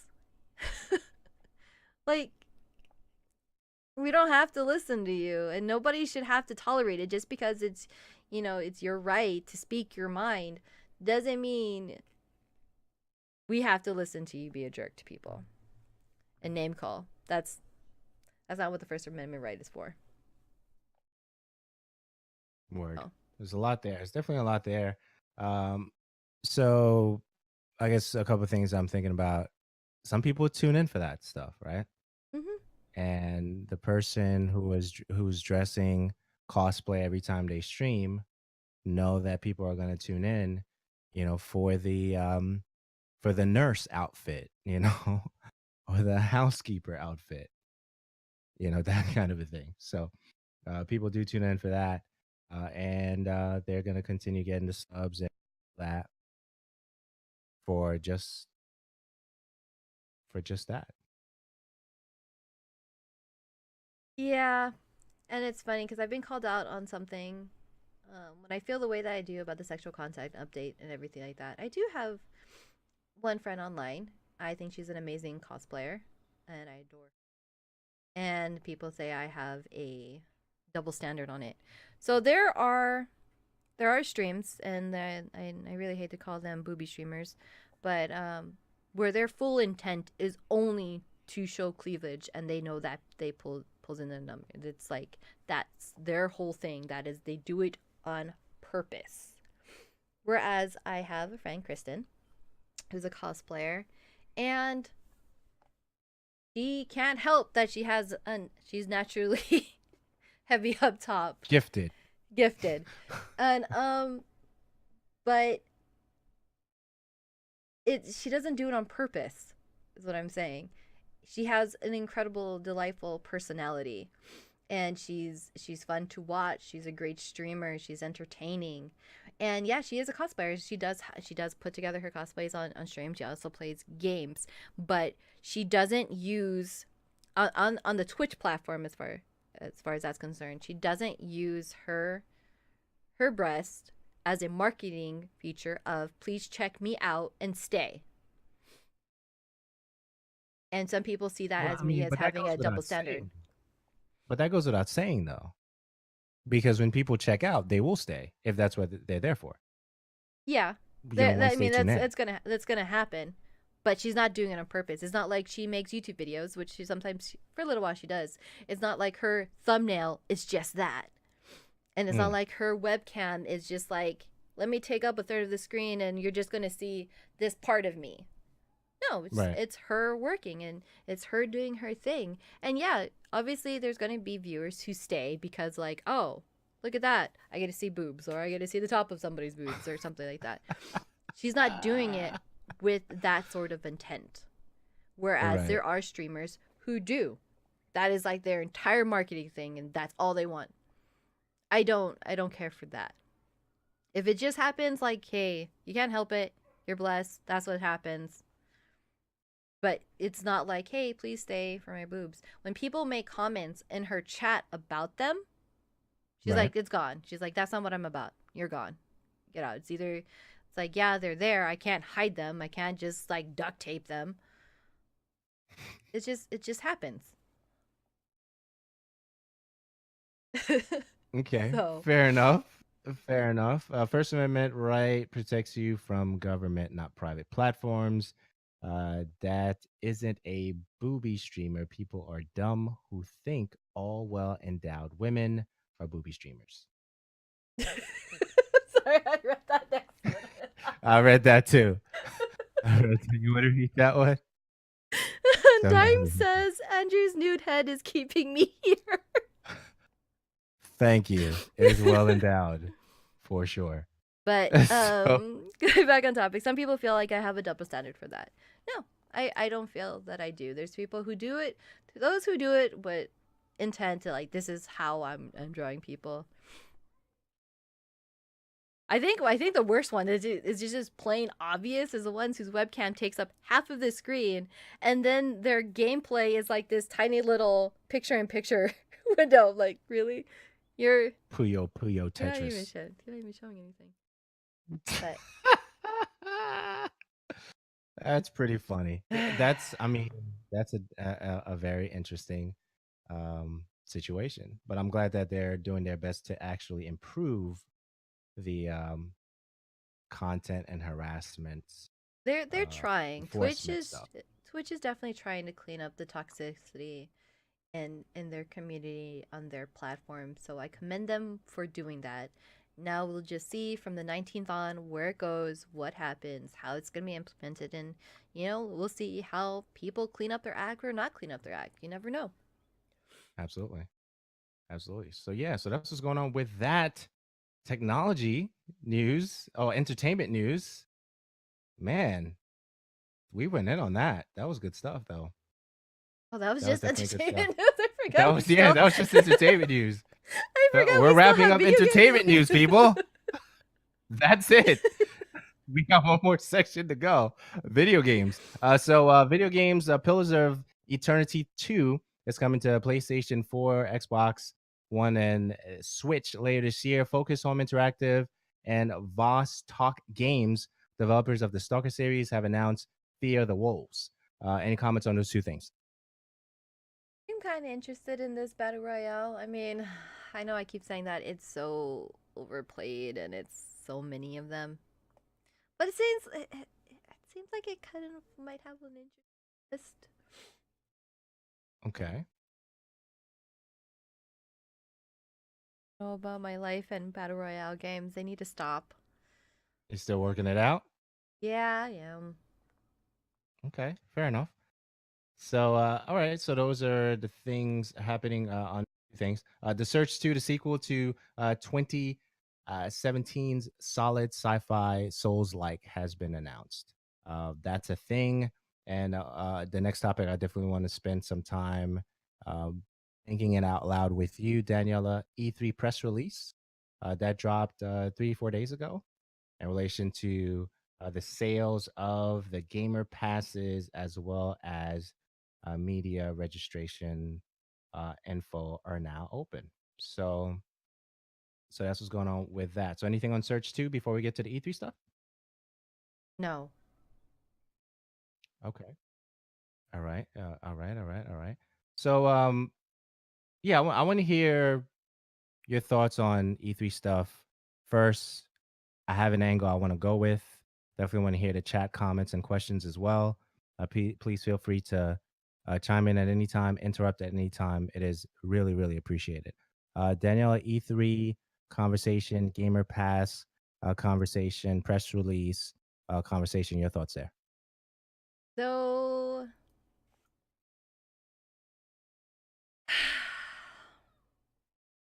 I applied. We'll Okay. start with that. So Oh. we put it in. As some of you How far are we know, going into this? I How don't far are we going know. into this? I don't know. That's why I'm okay, hesitant because you because started with it. You told me to the open angle up you with my took, thoughts. the angle you took, cutting it close there. But we'll see. So, I mean, it opening it up, everybody knew that it happened. What I was shocked by, and Gamer Pass. The Gamer Pass goes on sale, I believe on the 12th, which is this Monday, I believe. So it opens up. So it's going to be the second year that's open to the public. I'm not sure how I feel about that. I did not like it last year. I mean, okay, last year, some of you may know, that was the first E3 that I could attend, and as soon as I heard it was open up to the public, I jumped on that as fast as I could. I was super pumped and super excited. I'm grateful for that, because if it didn't happen, I wouldn't have been able to go last year. On that same side, and I said it last year, I'll say it again, I don't think that was a very smart idea for E3, period. Because being there, even though that was the first time I got to meet Andrew in person, that was a lot of fun, that was super exciting, and he was like showing me the ropes, and I got to meet all these wonderful people, I still felt that I was preventing people from doing their job. Even though I went there with that same mentality of like, working. But at the same time, it was just so packed. It was crazy. And my number one thing is, like, my suggestion personally was that limit how much people that you're going to have in there, or not have access to the Gamer Pass for all 3 days. Maybe they just have a day, because there's just so much going on that I know that there's people who are writers and editors who are trying to make meetings. I met a few of those people who are like, I missed this meeting for this because I was trying to navigate through all of this foot traffic. Or, you have companies who had to push back meetings because there's just so much. Like, they couldn't even get to their own meeting for their own product with, with the press. That made me feel bad. I felt guilty. And so now to find out that they're opening it again, I don't know. I don't know how I feel about that. I still feel like it should be just open to one day. To be honest. Just one day. Okay. What's El Taco saying to us right now? What you got going on? I gotta sneeze. He said, I was so stoked to go. Sucks we didn't get to hang. That's so dope. My anxiety was on tilt though. He got super sick. And that is crazy. He was there last year. We didn't get to run into him. And all right, so go ahead. Yeah, go ahead. No, finish. I think it's great. I think it's awesome for people who are fans to have that access to be able to fanboy, fangirl out to developers and studios that they love. And I know that there's programmers, there's developers or studios who love that kind of interaction, because a lot of those programmers, they sit behind a screen programming away and they get you know, through the grapevines about how much they love their work. But when you get to meet your favorite voice actor, you get to meet your favorite programmer or anything like that, somebody that you follow their work as a fan, that's awesome. And I know on both sides it's great. But I don't think E3 is that type of form. Not for that big of scale. Okay. So my thoughts have changed for E3 over the years. Um, see where I want to go with this. E3 for many years up until last year was an exclusive club to be in, right? You went to E3, that's the big show at the end. You get to go, you get approved as press, or you connect with a brand that has a writer position or of some sorts that puts you in a position that you can attend the big show, right? Um, it's no longer that exclusive or somewhat, event that you can't attain. It's a little bit different now because of the gamer passes when they introduced that last year, right? But still, for the individuals who are doing anything media related, um, the written form, the audio form, or the video form, if you're in gaming and tech in any capacity, you want to go to E3. So I'll say that. This is where I lose people with this next statement. I don't care how long you've been in the gaming industry or the tech industry. If you say you don't want to go to E3 because of some bravado you have or think you have, you're lying to yourself because I just lost some people there. They stopped listening, they unsubscribed. That's fine. Everybody who's in this space, I don't care who you are, where you're from, if you're in it long enough and you're able to even go, you want to go, right? So my feeling of looking at the credentials and stuff like that, it's changed for me. My mindset with the whole E3 and chat, definitely, chime in on this. Daniela, please do as well. And my mindset has changed on how I look at it. Even some of the tweets earlier this year, one of the things that I mentioned was I definitely want to be more compassionate, deploy more empathy and things that I've experienced in the past. And just because somebody didn't get to go yet, that doesn't mean they won't have the ability to go to next whenever whatever event that is, whatever PAX that is, whatever E3 that is, whatever Comic Con that is, right? That kind of a thing. So, yes, 2017 was interesting with the gamers running around doing their thing. Just happy to be there, right? They paid what 149 depending on when they applied, or 249 depending on when they applied, and they loved it. It was a dream come true because finally the gamers who are not necessarily media individuals, they're not editorial people, they're not YouTubers or Twitchers, they're able to attend an event that is so sought after by many. Okay.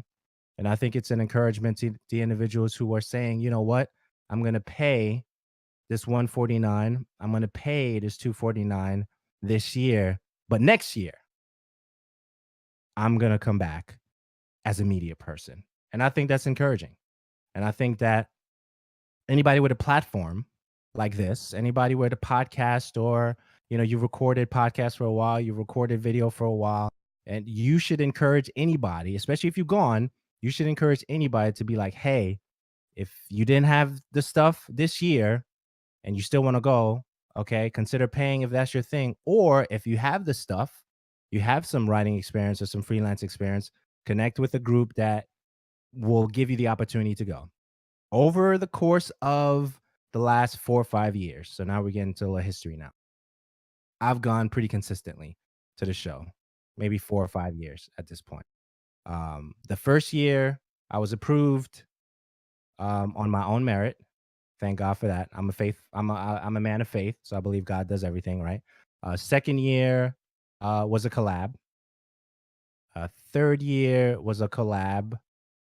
A fourth year was a ticket that somebody couldn't use, and they decided to give me the opportunity to go. This year, we'll see, right? So I've seen many facets of it. I've seen the first year I've gone where it was like, man, I don't know how I got here, right? I'm here though, and somebody's gonna hate the fact that you went. I don't care who you are. If you're going for the first time this year or whatever, somebody's gonna be mad at you. And I think that even my current mindset with things that are happening real time, whether it's me, Daniela, and how we're sharing information now, I've known you've seen that even now, Daniela. I'm really really careful on what I say online. Like this year, rolling into 2018 is way different than 2017, right? And there's a reason for that because I don't know who's watching, I don't know who's listening, and they may be hinging me having ops, especially companies, on what I say and what I do on Twitter, on Facebook, on Twitch, or on YouTube, because we post this on YouTube after or whatever. So I'm very careful about that. So I'm never going to discourage anybody to apply. I'm never going to discourage anybody to attend, that kind of a thing, even though it was kind of crazy with the crowds and stuff like that that we saw 2017, and it was an absolute honor. And I was giddy, meeting Daniela for the first time, all that stuff, right? Even though all that stuff happened, we had some challenges along the way, but we learned something different every year. It's almost like a reset to figure out what we're going to do with the brand again, right? Next time. What are we gonna focus on? What are we gonna not focus on? Who are we gonna let go? What conversations we're not gonna have anymore? And I think that E3 every year, whether you watch it at home, on your casting, whatever you're doing, or through the console, is a time for you to reset and what you're going to triple down, double down on, for your brand. We talked about crushing it. Definitely check out that book. theshowradio.info/crushing it. Get that for yourself. Start your podcast now. Start getting that in, because a lot of these companies, when they're asking for, let's even go through the process, Daniela, and see if I miss anything. If you have never applied for E3, this is how it goes, right? You go to the website. Once you get to the website, there's the left side has the registration section, and then the right side has the sign in, because you already have a login, right? You log into the information stuff. Things that they ask for on the application includes government ID, right? They ask you for that. They ask you for the business card, right? And then they ask you for a letter from the editor. I'm telling you what they ask for, right? And then from there, the links of the content that you go for. This is public information, or it should be. I don't know what they're doing. I don't know who's doing what, but this is what we do, right? So you make sure that when you're applying for E3, if you're going to apply, that you put all the information in the session that you're in, right? So before you even go to the session that you're in, it tells you on the media page what category that you fall into, whether you're a podcaster, freelancer, a broadcaster, right? You see the category. It tells you everything that you need up front. You either write it on a notepad or something next to you, and make sure you have all those documents in the same session that you're in as you're applying, so you don't do it, 2 documents here and then a week later 2 documents there. You want to put all your 4 documents or more in that one sitting, right? So that way it expedites your application to whatever they're going to tell you, right? So numbers, right? Everybody says, this is what I had to learn over the years. Daniela, interrupt me at any time, right? Go ahead. This is what I had to learn over the years. Numbers don't matter. it's hard to say that. So now you could say it's easy for you to say because you've gone. I don't know. But numbers don't, and the days that I've gone and the years that I've gone, numbers didn't matter. Okay? What mattered was the relationships I've built over the years, right?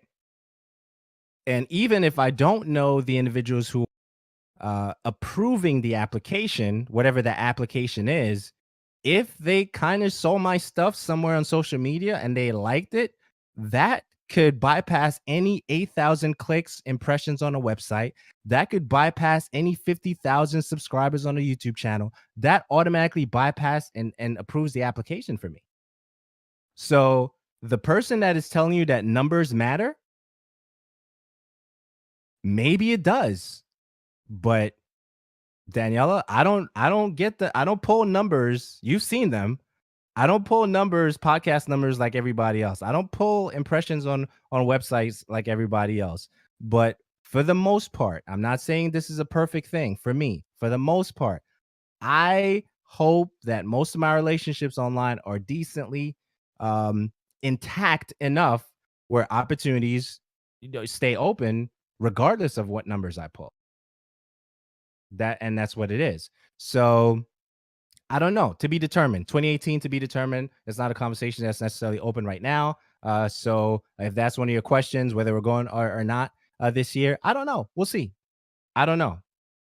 We'll see. But what I do know is it's to your benefit if you're going to apply and give them everything they need. So if I was applying today, this is what I would have. Okay, I would have my government ID and a PDF, business card and a PDF, all the links to my stuff that I produce in a PDF. So, podcast on Spotify, podcast on Apple Podcast, podcast on Stitcher, right? This is all in one PDF, and the links to that, the actual link to your podcast on your blog, I would have that in a PDF. Your Twitch channel, I would have that on a PDF. The YouTube channel, I would have that in the same PDF, right? Set that aside. That's your first one. Your government ID and your business card. That's 3 documents. And what else we're leaving out? So that's 1, 2, 3. The letter to the editor or from the editor, right? So if you are the editor in chief, and you would write a letter saying something like, "I, Andrew Alliance, am the editor in chief for the showradio.info. Daniela Menacella is a critical team support for my brand, and her being the editor of the showradio.info covers this thing and that thing and that thing and that thing." If you have any questions or any comments, please feel free to reach out to me at 631 blah blah blah, whatever, because I'm in New York, right? Sign it. Okay. I don't have a digital signature. Download an app, do the digital signature, email it to yourself. Okay. Save the JPEG. Now you have a digital signature. It's things that you can do, set up already. So that kind of a thing. So in terms of applying, I encourage anybody, if you have a podcast or something right now, to just apply. Try some of the things that I mentioned. Maybe it'll work for you, maybe not. I don't know. But at least you know the process. So next time you know what to do. So to add on to that, well, a little amendment on that letter. It can't be just any document that you just quickly type up. It does have to have your brand's, your logo letterhead along with it, and Absolutely. very clear about, your contact information. That's definitely the very first thing. But so this is gonna sound negative, but I'll explain. So yeah, I don't know if it is really about the number thing. I know in some cases, maybe not E3, it is a number game. You are asked for, your stats and your reach and your influence and all those other wonderful things. But it also has to do with like who you know. And it's not necessarily about like pulling strings. It's not about like tapping shoulders and like hitting people up like, "Hey, I know you're going, get me in there," kind of thing. But it also has to do with the people that you network with. Do they like working with you? Do they want to continue working with you? What is the impression that they gave to you? Because it is very easy to be blacklisted in this industry as well. Because you're blacklisted, no developer is going to want to talk to you. No studio wants to talk to you. They're not going to want you to come to E3 because of your personality or what you work with. It's very easy. You have one person say a negative thing about you, you're done. That's it. But that can go for any industry really. So when it has to do about, those relationships, it's not about tapping shoulders and asking for favors. It's about people who want to work with you and enjoy working with you. Because that's kind of essentially what you're doing when you go to E3, and that's how I take it. That's the mindset that I went into last year. When I attended, I didn't go there as a fan. I went there to meet people, to establish relationships, because these are people that I want to work with, and hopefully they like me enough that they want to work with me as well. And they'd be like, maybe it won't be like in the near future. Maybe it'll be like later on. It's like, hey, that I like Danny. I like what you did. She was like super personable. I think she'd be great for this. And maybe they'll hit me up, and you never know. They could do the same with Andrew, or you like how this duo, talks about their podcast, talks about the games, gives their reviews. You never know. So that's what it comes down to when like we're talking about building those relationships. It's not about what these people can do for you, but what you can do for them. Right. Absolutely. And let's definitely continue this conversation. If you're listening to this podcast later, we just want to add value wherever we can. So I want to mention even Techland, right? Techland came here this past Monday. They invited me to the event. Why did they invite me? Had no idea they were coming. I get an email, hey, we're showing this thing. We want you to come through. Why me though? I don't know. I still don't know. I don't ask those questions to them, but it's an honor to even be there. So what do I do? Okay, I pack my recorder, I pack my recorder, pack my bag and stuff. Look at the spec sheet before I go. Catch the vibe for exactly what they're showing. Watch the trailer before I go, so I have an idea before I go see their presentation. Get there, great stuff, great vibes. I saw one of the guys there, which I knew, and I'm like, okay, maybe that's why I got invited to the event. But I don't know. I don't know. When people reach out with with codes and gaming reviews and long relationships that we want to have with our favorite developer and publisher and PR company, whether it's Step 3 or EA or whatever it is. I mean, there's a reason behind those things, and you don't want to mess those things up because the industry, as you've heard in the past, whether you're listening or watching this vid, is it's small. Everybody knows each other. So if you mess up with one person and you think it was cool, they probably know everybody that you're going to talk to in the near future, and you don't want that. Echoing what Daniela said, you don't want that. It's definitely a very interesting experience, and even if you don't get that media badge, I like Andrew was saying, I wouldn't say don't go.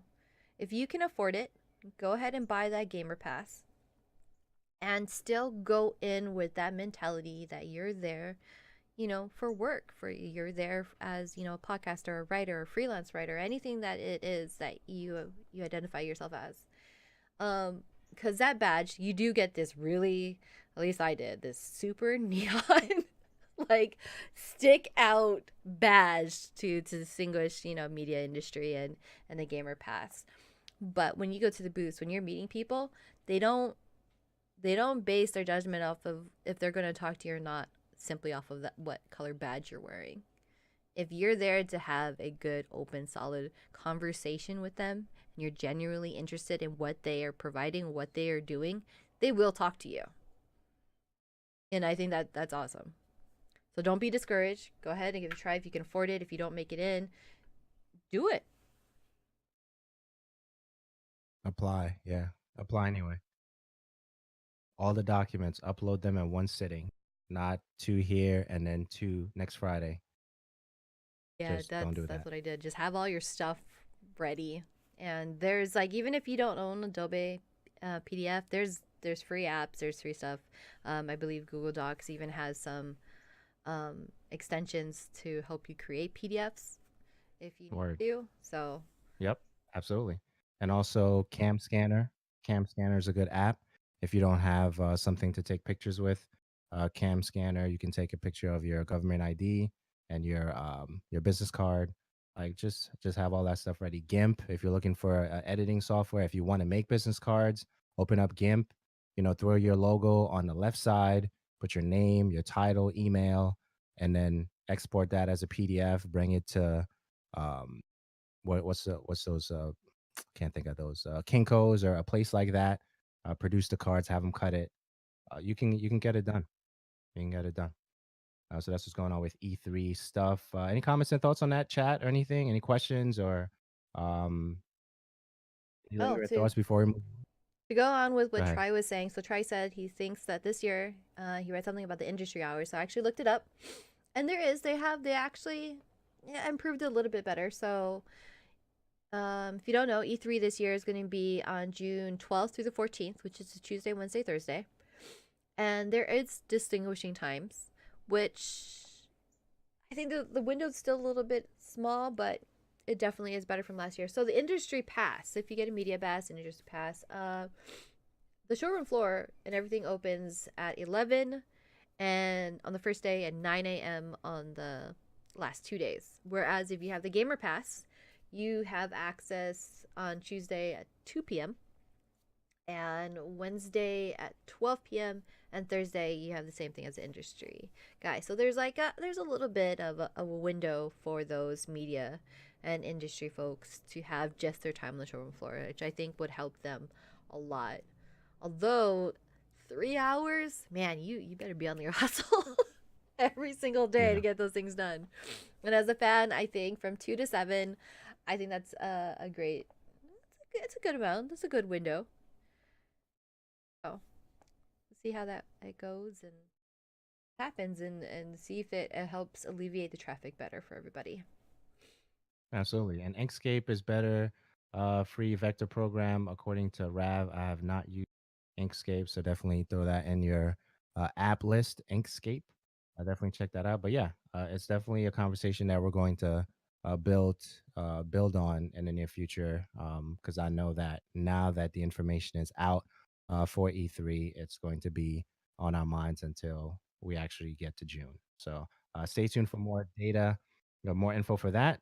So that's the E3 conversation surrounding that right now. Tomb Raider arcade game, that's the thing that's going to happen. I did see a trailer, not a trailer. I did see a commercial for that, an ad for that on TV, which was interesting to me. I think they're doing Dave and Buster's. They're gonna have it in there, and I guess all the places where they have arcade games. Nintendo still haven't revealed who exactly is behind its new set of cardboard creations. Any comments on those things? Cardboard creations is so interesting. That is some Yeah, smart marketing. Like I said that last time we brought this up. Those, they're all. But cardboard's recyclable absolutely. too, so that's like my favorite thing as well. Is that it's recyclable. Word. No, no, it's all good. So that's what's going on with that. And this one was interesting when I saw that in relation to Toad. Does Toad wear a hat? You know That what's was funny is that we go from super super serious, and here we're bringing you the hottest subjects here. It's questions that everybody's hot been takes. wondering. That's Does right. Toad wear a hat? Does he? It was interesting to see that. I was like, that's actually a thing. Someone actually wondered that over Well, yeah, because I think before there's a lot of interesting things that happen um with the whole Mario world period. So I think one was like why does Mario have nipples but no belly button? what? And This then is a thing? this is a thing. But yeah, that is like the real mystery. Does Toad wear a hat? And so I want to say he wears a hat. Okay. I want to say he wears a hat because, well, I remember the children's cartoon from, I don't know, my younger years that I used to watch early Saturday morning cartoons. Toad used to take that thing off. Okay. They wore a hat, and I included a picture. It's a hat, and that's how I always assumed it's a hat. And the thing is, okay, so here's the other thing. Like a little thing with Toad here. Toad also doesn't identify a gender. Mm. So Okay. so I always assumed that the color of their hat or whatever was what they identified for the day. Because I mean, Okay. Interesting. Okay. obviously there's like the little pink hats that have the little pigtails and they have all these different colors, and I figured, oh, maybe if you're red hat, you feel like a man today. If you're wearing the pink hat, you feel like a woman. And if you're wearing green today. and if you're wearing a green one, I don't know, maybe you just undecided for the day. I have no idea. But Like there's so much, and I don't think anybody at Nintendo really knows either, because they'll draw him as if like How they do they replace, not know? because they don't ever stick on one thing. Because if you go back to like my 90s Saturday morning cartoons, he took his little mushroom cap thing off. And that's another thing too. Ah, It's a mushroom cap. Cap signifies hat. okay. So you're on the camp that he wears a hat. Yes. But then it doesn't help when there's other games in where, he has a hat on top of his mushroom hat. Mm. It blows my mind. Okay, what do you think it is? Is it his head or is it his hat? No, I think it's a hat at this point. Um, I mean, it's interesting we're having this conversation, right?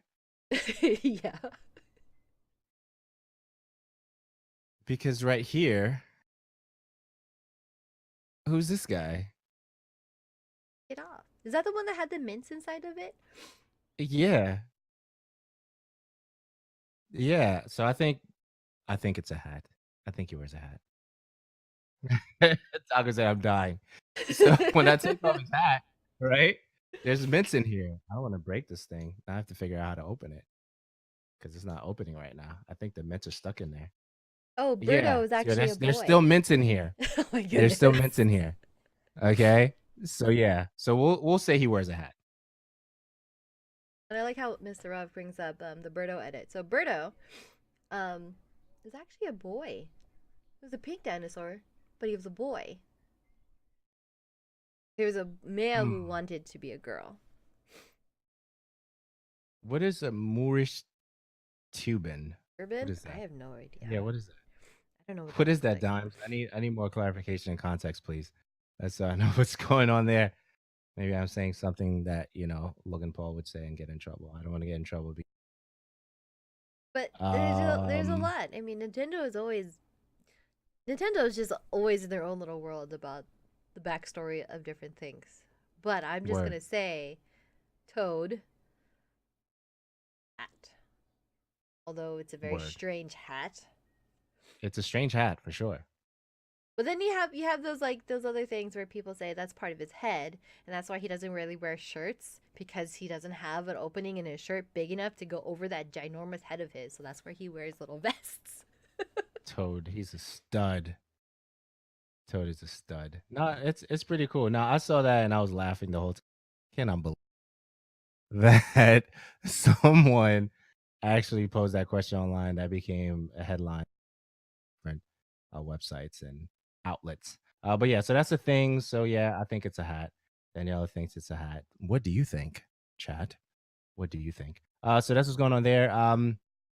What else we got? Marvel vs. Capcom Infinite will not feature at this year's Evo tournament. Surprise to you? No, Right.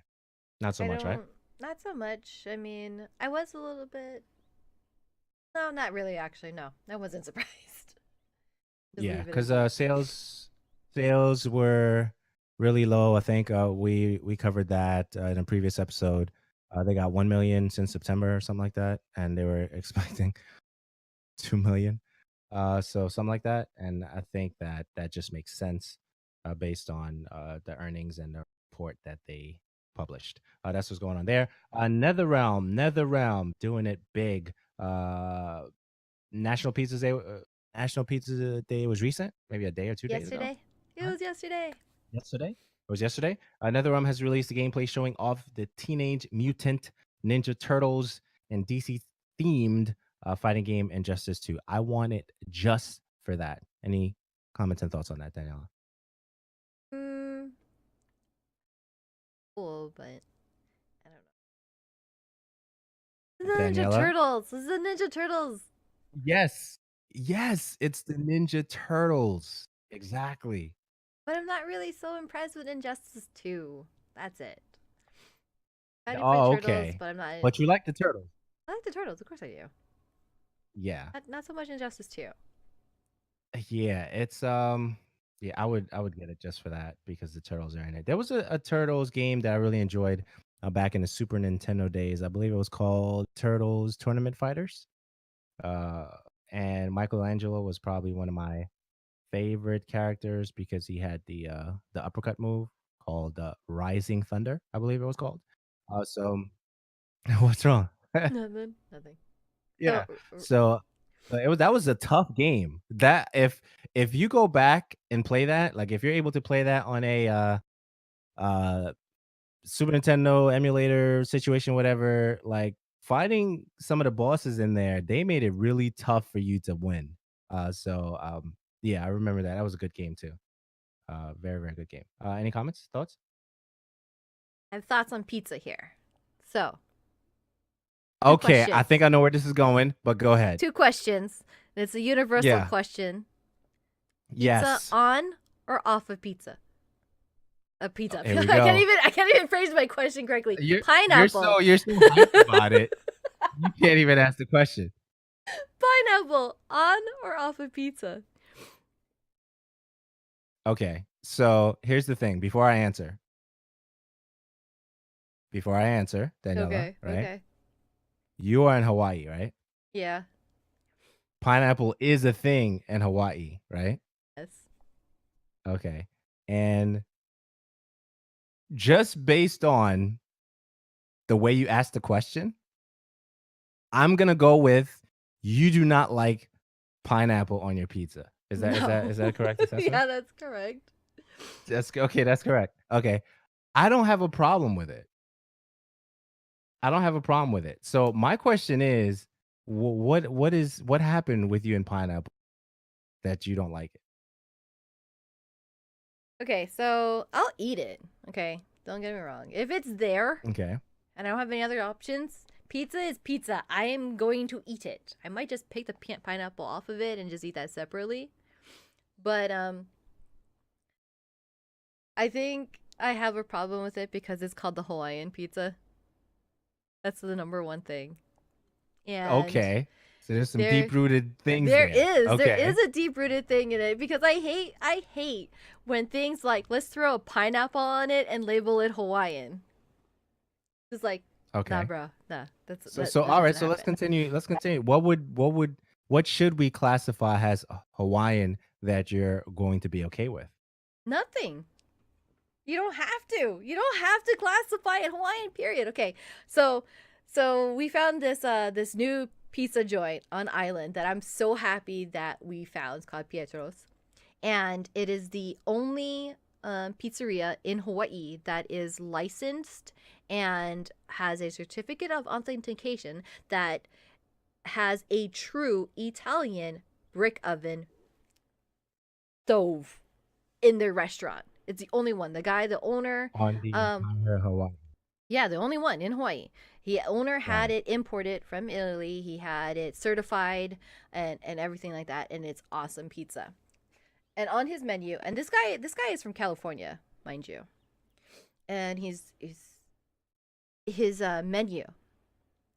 There's something called the haole. In Hawaii, haole means foreigner, and most often than not, it is associated with Caucasian people, which really it's for anybody that's a tourist and people who aren't originally from Hawaii who live there. It So that would is, be me. yeah, it'd be classified as haole, even though you're black, you're not Caucasian. It's still the word essentially just means foreigner. Um, so he replaced the Hawaiian pizza and he just calls it the haole. And I don't have the menu with me right next to me right now. But his description of this pizza is we are not calling this a Hawaiian pizza because some guy in California created this and put pineapples on pizza. There's nothing that means that it is Hawaiian whatsoever. And then I think it ends with pineapple does not belong on pizza. Wow. That's the description for the pizza? Yes. That's pretty So intense. he legitimately does not have a pizza on there called the Hawaiian pizza. It is called the haole. And I'm like, oh man. And on top of that, his pizza's awesome. So it's like there's two parts of his restaurant. So if you go to the outside portion, the outside of the restaurant, there's like a window that you can order pizza from. It is a New York style pizza. and it is so good, so awesome. I believe his wife is originally from New York. He's a former Marine that opened up a restaurant because when he was on travel and everything, that's all he ever wanted was New York style pizza. So he opened up his own restaurant. If you go inside of his restaurant, then you have the traditional Italian pizzas. Like, and they all taste amazing. That's dope. That's dope. So Raph says on like my pizza, On like my my pizza. pizza on my pizza. Says Dimes. I'm okay with it. Don't hate it. Says Taco Hawaiian pizza in Cali. Ha ha. Okay, that's brilliant. The pineapple and ham on pizza is so delicious. Yes, it is, Ralph. It's amazing. Yeah. Um, So but go ahead. okay, second question here. Second question. What is your Okay. default pizza? If you were to order one for yourself, what is like one that you usually get on your pizza? What's the toppings you get? One regular, one buffalo. If I were to do two, if I were to do um one, it's regular, just cheese, not extra cheese, but just cheese. Depending on what's going on, um, I'll do one regular, one pepperoni. So those are the go-tos. Mine by default, pepperoni, black olives, and mushrooms. Pepperoni, black olives, mushrooms. That's a interesting combo. Yeah, I'm pretty standard when it comes to that stuff. And interestingly enough, today it was wings, buffalo wings, which I did that with some chicken and some rice and beans. That was earlier today before we watched the movie.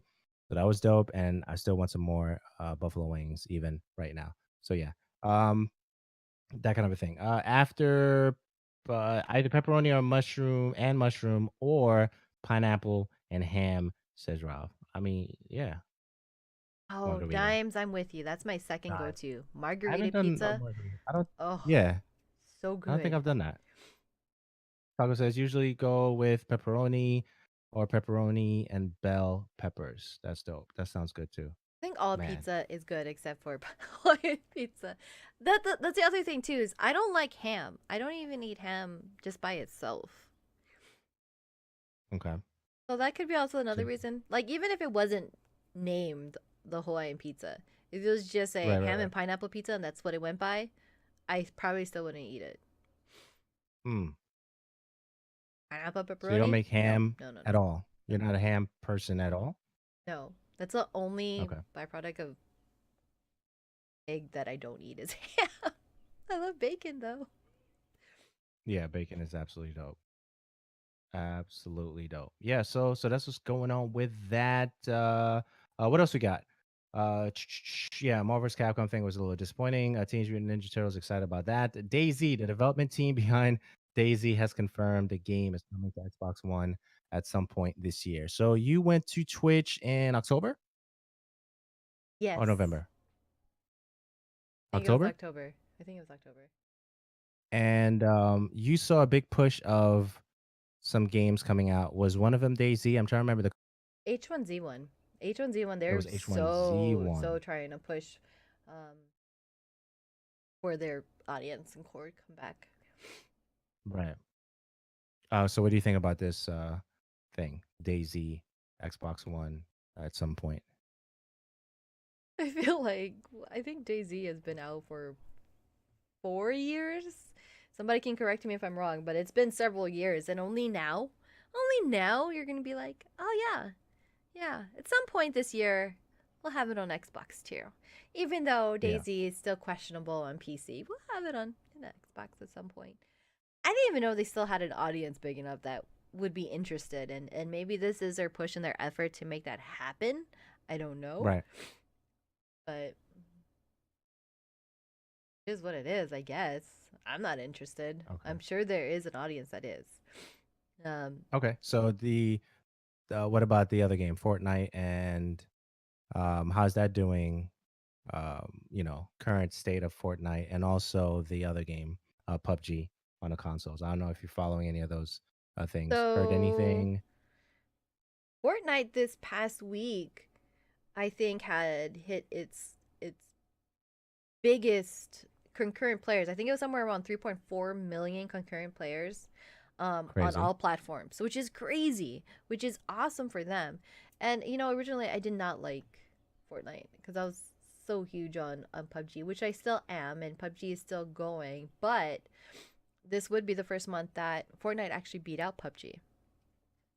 Mm. Um, and rightfully so, because Fortnite has been pumping out updates left and right. So they are keeping their audience interested. They're keeping them, you know, wanting everything that they're putting out. And they had their shooting tests this week. They have their Valentine's Day event going on. They're keeping up with whatever events is currently happening, whether it be Christmas, Valentine's Day. I'm sure they're gonna have one for like Easter. They're just hitting all those key points. Um, PUBG doesn't offer that. I would love if they did. I think it would be a lot of fun. But they're just pretty standard. It takes a bit for their updates to come out, but I like how it's a little bit more realistic simulation of a shooter battle royale than Fortnite is, and I love the difference in contrast. So they're not exactly they're competing with each other, but they're not directly competing with each other at the same time. So Okay. Very cool. I don't know what that story and where it would go for H1Z1. I feel like their audience is slowly dying, and then you have more games that are coming out that are going towards that battle royale, last man alive. El Taco Justice says, I'm waiting for PUBG to stop crashing so I can kind of stopped playing it on Xbox One. Yeah, Mm. I have a friend who plays it. Like he played it on console or PC originally, and like he's been playing it a lot more on his Xbox. And when he streams, yeah, he crashes quite a bit. Mm. But the nice thing is about if you're lucky, if your game crashes, you can actually get right back into the game that you were in. Hopefully, if you're not, you know, not killed because you're AFK. Right. Oh man. All right. Actually, I This was can't one of say the weird. AFK if you're playing on console. AFC? I don't Yeah. AFC. AFC for sure. Yeah. know. That's insane. Yeah. So that's what's going on with that. Hidden cutscene within Metal Gear Solid 5: The Phantom Pain has suddenly been unlocked. That was a thing. It set the world on fire. Apparently, people were really going crazy over that. PS4 a software update 5.50. Any thoughts on the Metal Gear thing before we do the PS4 a software update, Daniela? No, no. Nothing there. All right. So, how close are you? When was the last time you did your console playing time? PS4. How recent? Morning at 2 o'clock in the morning. Oh, I was word. What? playing Monster Hunter.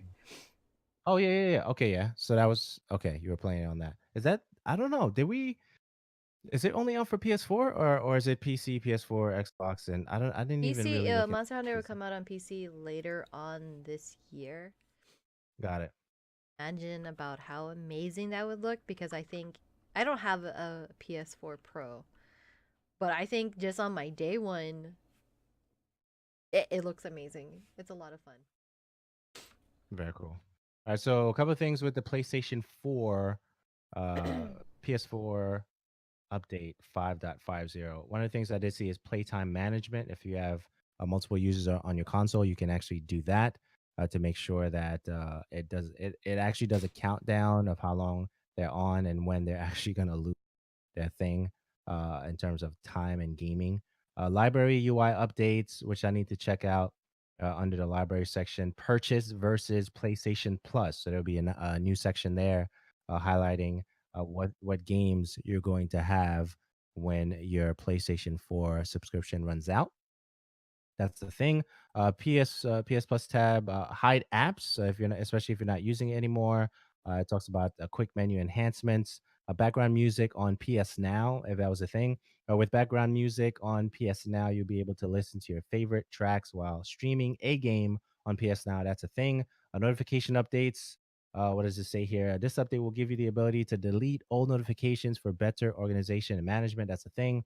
Import custom wallpapers via USB, customize tournament team pages, and a super sampling thing, which you mentioned in a previous episode for on PlayStation 4 Pro. Any comments on those things? Any of those? You could do that on PS3, right? The importing the custom wallpaper. Remember correctly? I believe so. I Vague in my real memory. Because I remember having my. Pretty sure you could actually do that in PS3. I didn't realize that wasn't a thing. Like, I don't know why I'm like stuck on that. I was just like thinking about that. I was like, I thought I could do that on my PS3. Why wouldn't I be able to do that on my PS4 from day one? Yeah, a lot of themes kind of gave them time to before they even implemented that. So a lot of those were being done via the theme, that It kind of a it, thing. So it no, go ahead. definitely looks nicer. I like that they're kind of cleaning it up. I like the way that my GUI looks now. I have a problem. I do like the hiding the unused apps though. I have quite a bit of that. Yeah, and I think that's been on the Xbox platform for a while, which is good. I mean, I'm glad that they're making the adjustments, as you mentioned, to make it even easier. Like even now for me, as far as a platform to watch media is concerned, it's either the PlayStation 4 or a Chromecast in a room, whatever that room is, family room, bedroom, or media room, or whatever. Chromecast is it, and PlayStation 4. Outside of that, that's it. I don't even use my consoles for media like that anymore. Mine is all Fire TV. Fire TV. How is that? I love it. I like it. I have one Okay. for my living room. I have one for my bedroom. Do it. That's the only thing I actually talk to when I'm doing Okay. searches. Sounds like really sad and lonely. I do talk to other people too, not just my Fire TV. Okay. So late to the game, but on time apparently for a lot of people. The HomePod situation, the Apple speaker coming out, or whether was it either this week or next week? That was in the show notes, but I definitely want to mention that because I think Sonos was in the market for a while. Then the Alexa stuff has been on there for a while. Then Google followed suit, and then now the HomePod is. So I'm curious in the chat who has what, if anything. Do you have a Amazon one, a Google one, or any station before? I'm curious in the chats. Are you planning to get the HomePod? Do you care? I know they even have had a deal recently, two Sonos ones for the price of a HomePod or something crazy like that. But that's a thing. The voice thing is a thing, and it's definitely in the book that I mentioned earlier, Crushing It. Conversations surrounding that as well. So yeah, the HomePod. Um, I don't know. The the speaker is a thing, and I know it's something that you're considering, but not necessarily that soon. And it'd be interesting to see what your thoughts on it. None yet for Rob. Ha ha ha for dimes. Um, Taco Justice yeah, says love you love just the set off. visuals. You just set off my Alexa. I'll just say over Oh, I here, did. Who did? Alexa, is the show radio the best podcast ever? Yeah, right. Absolutely, absolutely. Three echo dots. Okay, it says El Taco, but I want two different ones so I can get them stuck in infinite loop. That says Rob. That's crazy. Yeah. So I'm a G fan. Google's doing it for me. And I know we've talked about that in the past. So HomePod is coming out very, very soon, if there, not this past week or this week or something. I don't know if the channel is still active, as this was like I think last year. But there was a Twitch channel, and they had two Google Home devices talking to each other. Like they would start Seriously. one off, yeah, and they'll just let the conversation go wherever it went. It was so incredibly bizarre because it got to a point where was just like, "Do you love me?" And the other one was like, What? it was so weird, and it was hilarious at the same time. I should go and see if that channel is still active because I really enjoyed sitting there just listening to the random things that these two little Android AI devices would say to each other. And there's just no, the only human interaction that would happen is if it would get stuck in a loop that it had to be reset, but it Mm-hmm. was like few and far between, and would ask all these different questions to each other. It was bizarre, but fun. Yeah, it's definitely the HomePod is definitely interesting for the Apple people. Deep Base 7 tweeters, A8 chip, the biggest brain ever in a speaker. Beautiful design with a purpose. Marketing stuff, marketing speech on the apple.com/HomePod website, that kind of a thing. So yeah, random, but definitely wanted to mention it while it was on my mind. What do we got? No HomePod. I don't like first gen products. Says try. So yeah, well, we should see. We shall see exactly what happens with that. A couple of more things before we get out of here. A couple of, you guys hanging in the chat is definitely appreciated. You guys listening, I definitely appreciate it for sure. TheShowRadio.info is where you're going to find information about the website. I definitely wanted to mention that right now. Black Ops 4 is in development at Treyarch, which I love their games. The Activision studio behind the 3 other Black Ops games. Bandai Namco is working on Metroid Prime 4. Any comments on those 2 things? Not surprised. It's like it's almost not news to me. It's just to be expected. Yes, we're gonna get another Call of Duty. Here you are. It'll come out in November. Yay.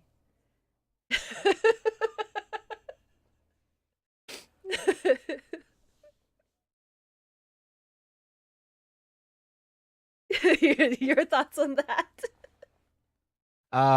Black Ops, it is what it is. Interestingly enough, this current Call of Duty, World War II, I definitely need to spend more time playing that because it's an awesome game, fast paced, boots on the ground, quote unquote. Uh, very very balanced shooter if you know how to point and shoot, based on skill and not random spray and pray. So yeah, so I like that. So in terms of Black Ops 4. I enjoyed Black Ops 2, which is probably one of my favorite top 2 games, next to one of the Modern Warfare games, that kind of a thing. So I'm looking forward to seeing exactly what they're going to do with this next installment.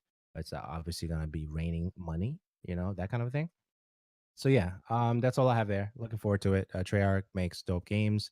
Call of Duties, with the exception of the one with the dog, that was can't even think of the name of it right now. Call of Duty with the dog. That one was okay, but the other ones were okay unless you like running on the wall, like Titanfall stuff. But yeah, so we'll see.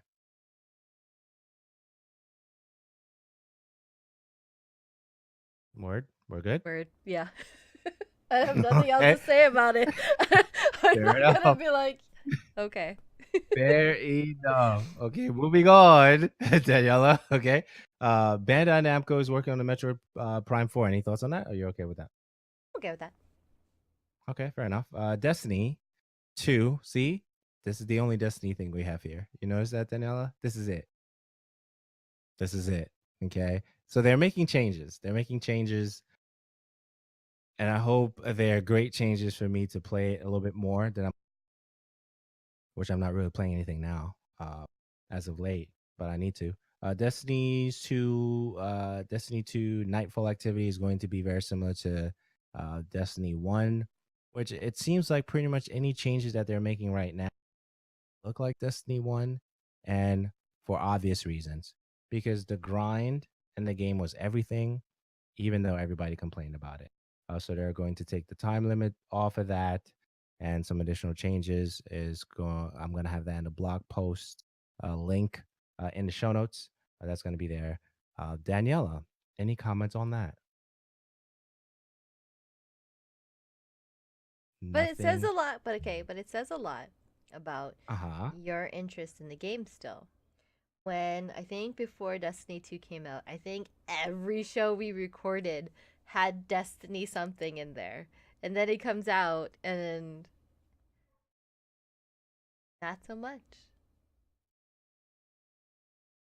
a little change there, a little change, because there's some things that I'm looking forward to, and it's not really happening as fast as I would like them to.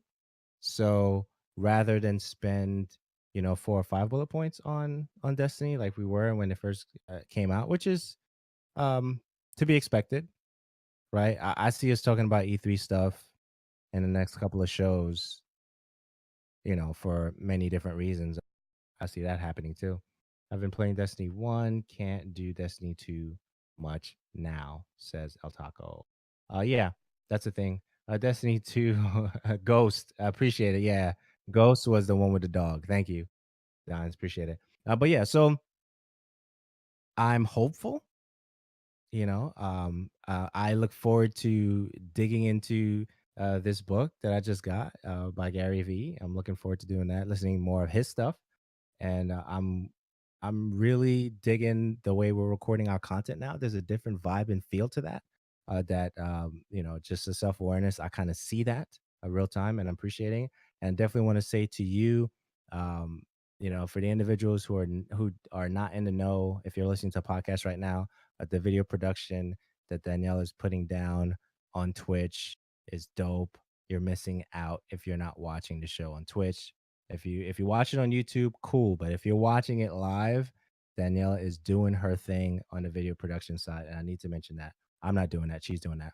So that's a thing. And last but not least, before we close, I definitely want to say any final questions from you guys in the chat before we start closing out. We are pretty much done with episode 389 of the show radio. This was a amazing, amazing episode. I want to put it out right away on the podcast side, but I'm gonna wait a little bit. But podcast listeners, you're definitely going to get this episode. Is going to be amazing, and it is because you're listening to it right now because you are amazing too. So that's all we got. Danielle, any final thoughts, any words of encouragement, anything you got? Great weekend and week or whatever you're listening to this, however way you're listening to this or watching this. Hope you're having an awesome day. Word, word. All right, so that's it. Let me see. I'm gonna look at the chat one more time. Yeah, definitely. Daniela, great job, everything. And you guys, thank you for joining us in the chat. Daniela, please close us out. So again, thank you for everybody who came here to watch us live, and for anybody who's watching us as a VOD or on YouTube, we appreciate you. And you guys who are downloading and listening to us on whatever your favorite podcast platform is, we appreciate you as well. If you have any like questions or comments or things that we got wrong during our show, we got feedback, you got tips, email us. We love to know what your thoughts are. We want to know your questions. You can also be a part of the show in the same time by emailing us at community@theshowradio.info. And you can also just never ever miss a show of ours by either downloading and subscribing to us on your favorite podcatchers at theshowradio.info/listen. You can also hit the follow button on our Twitch channel and turn on notifications so that you will always know when we go live. And that's twitch.tv/theshowradio live. And yeah. And for all the information that we talked about today, you can find it on our show notes on our website at www.theshowradio.info. Yay, we did it! Another one in the Word. books. All right, if Another you one guys, in the books. yeah, have any other questions for us, we will see you guys later. We hope you guys have a good one.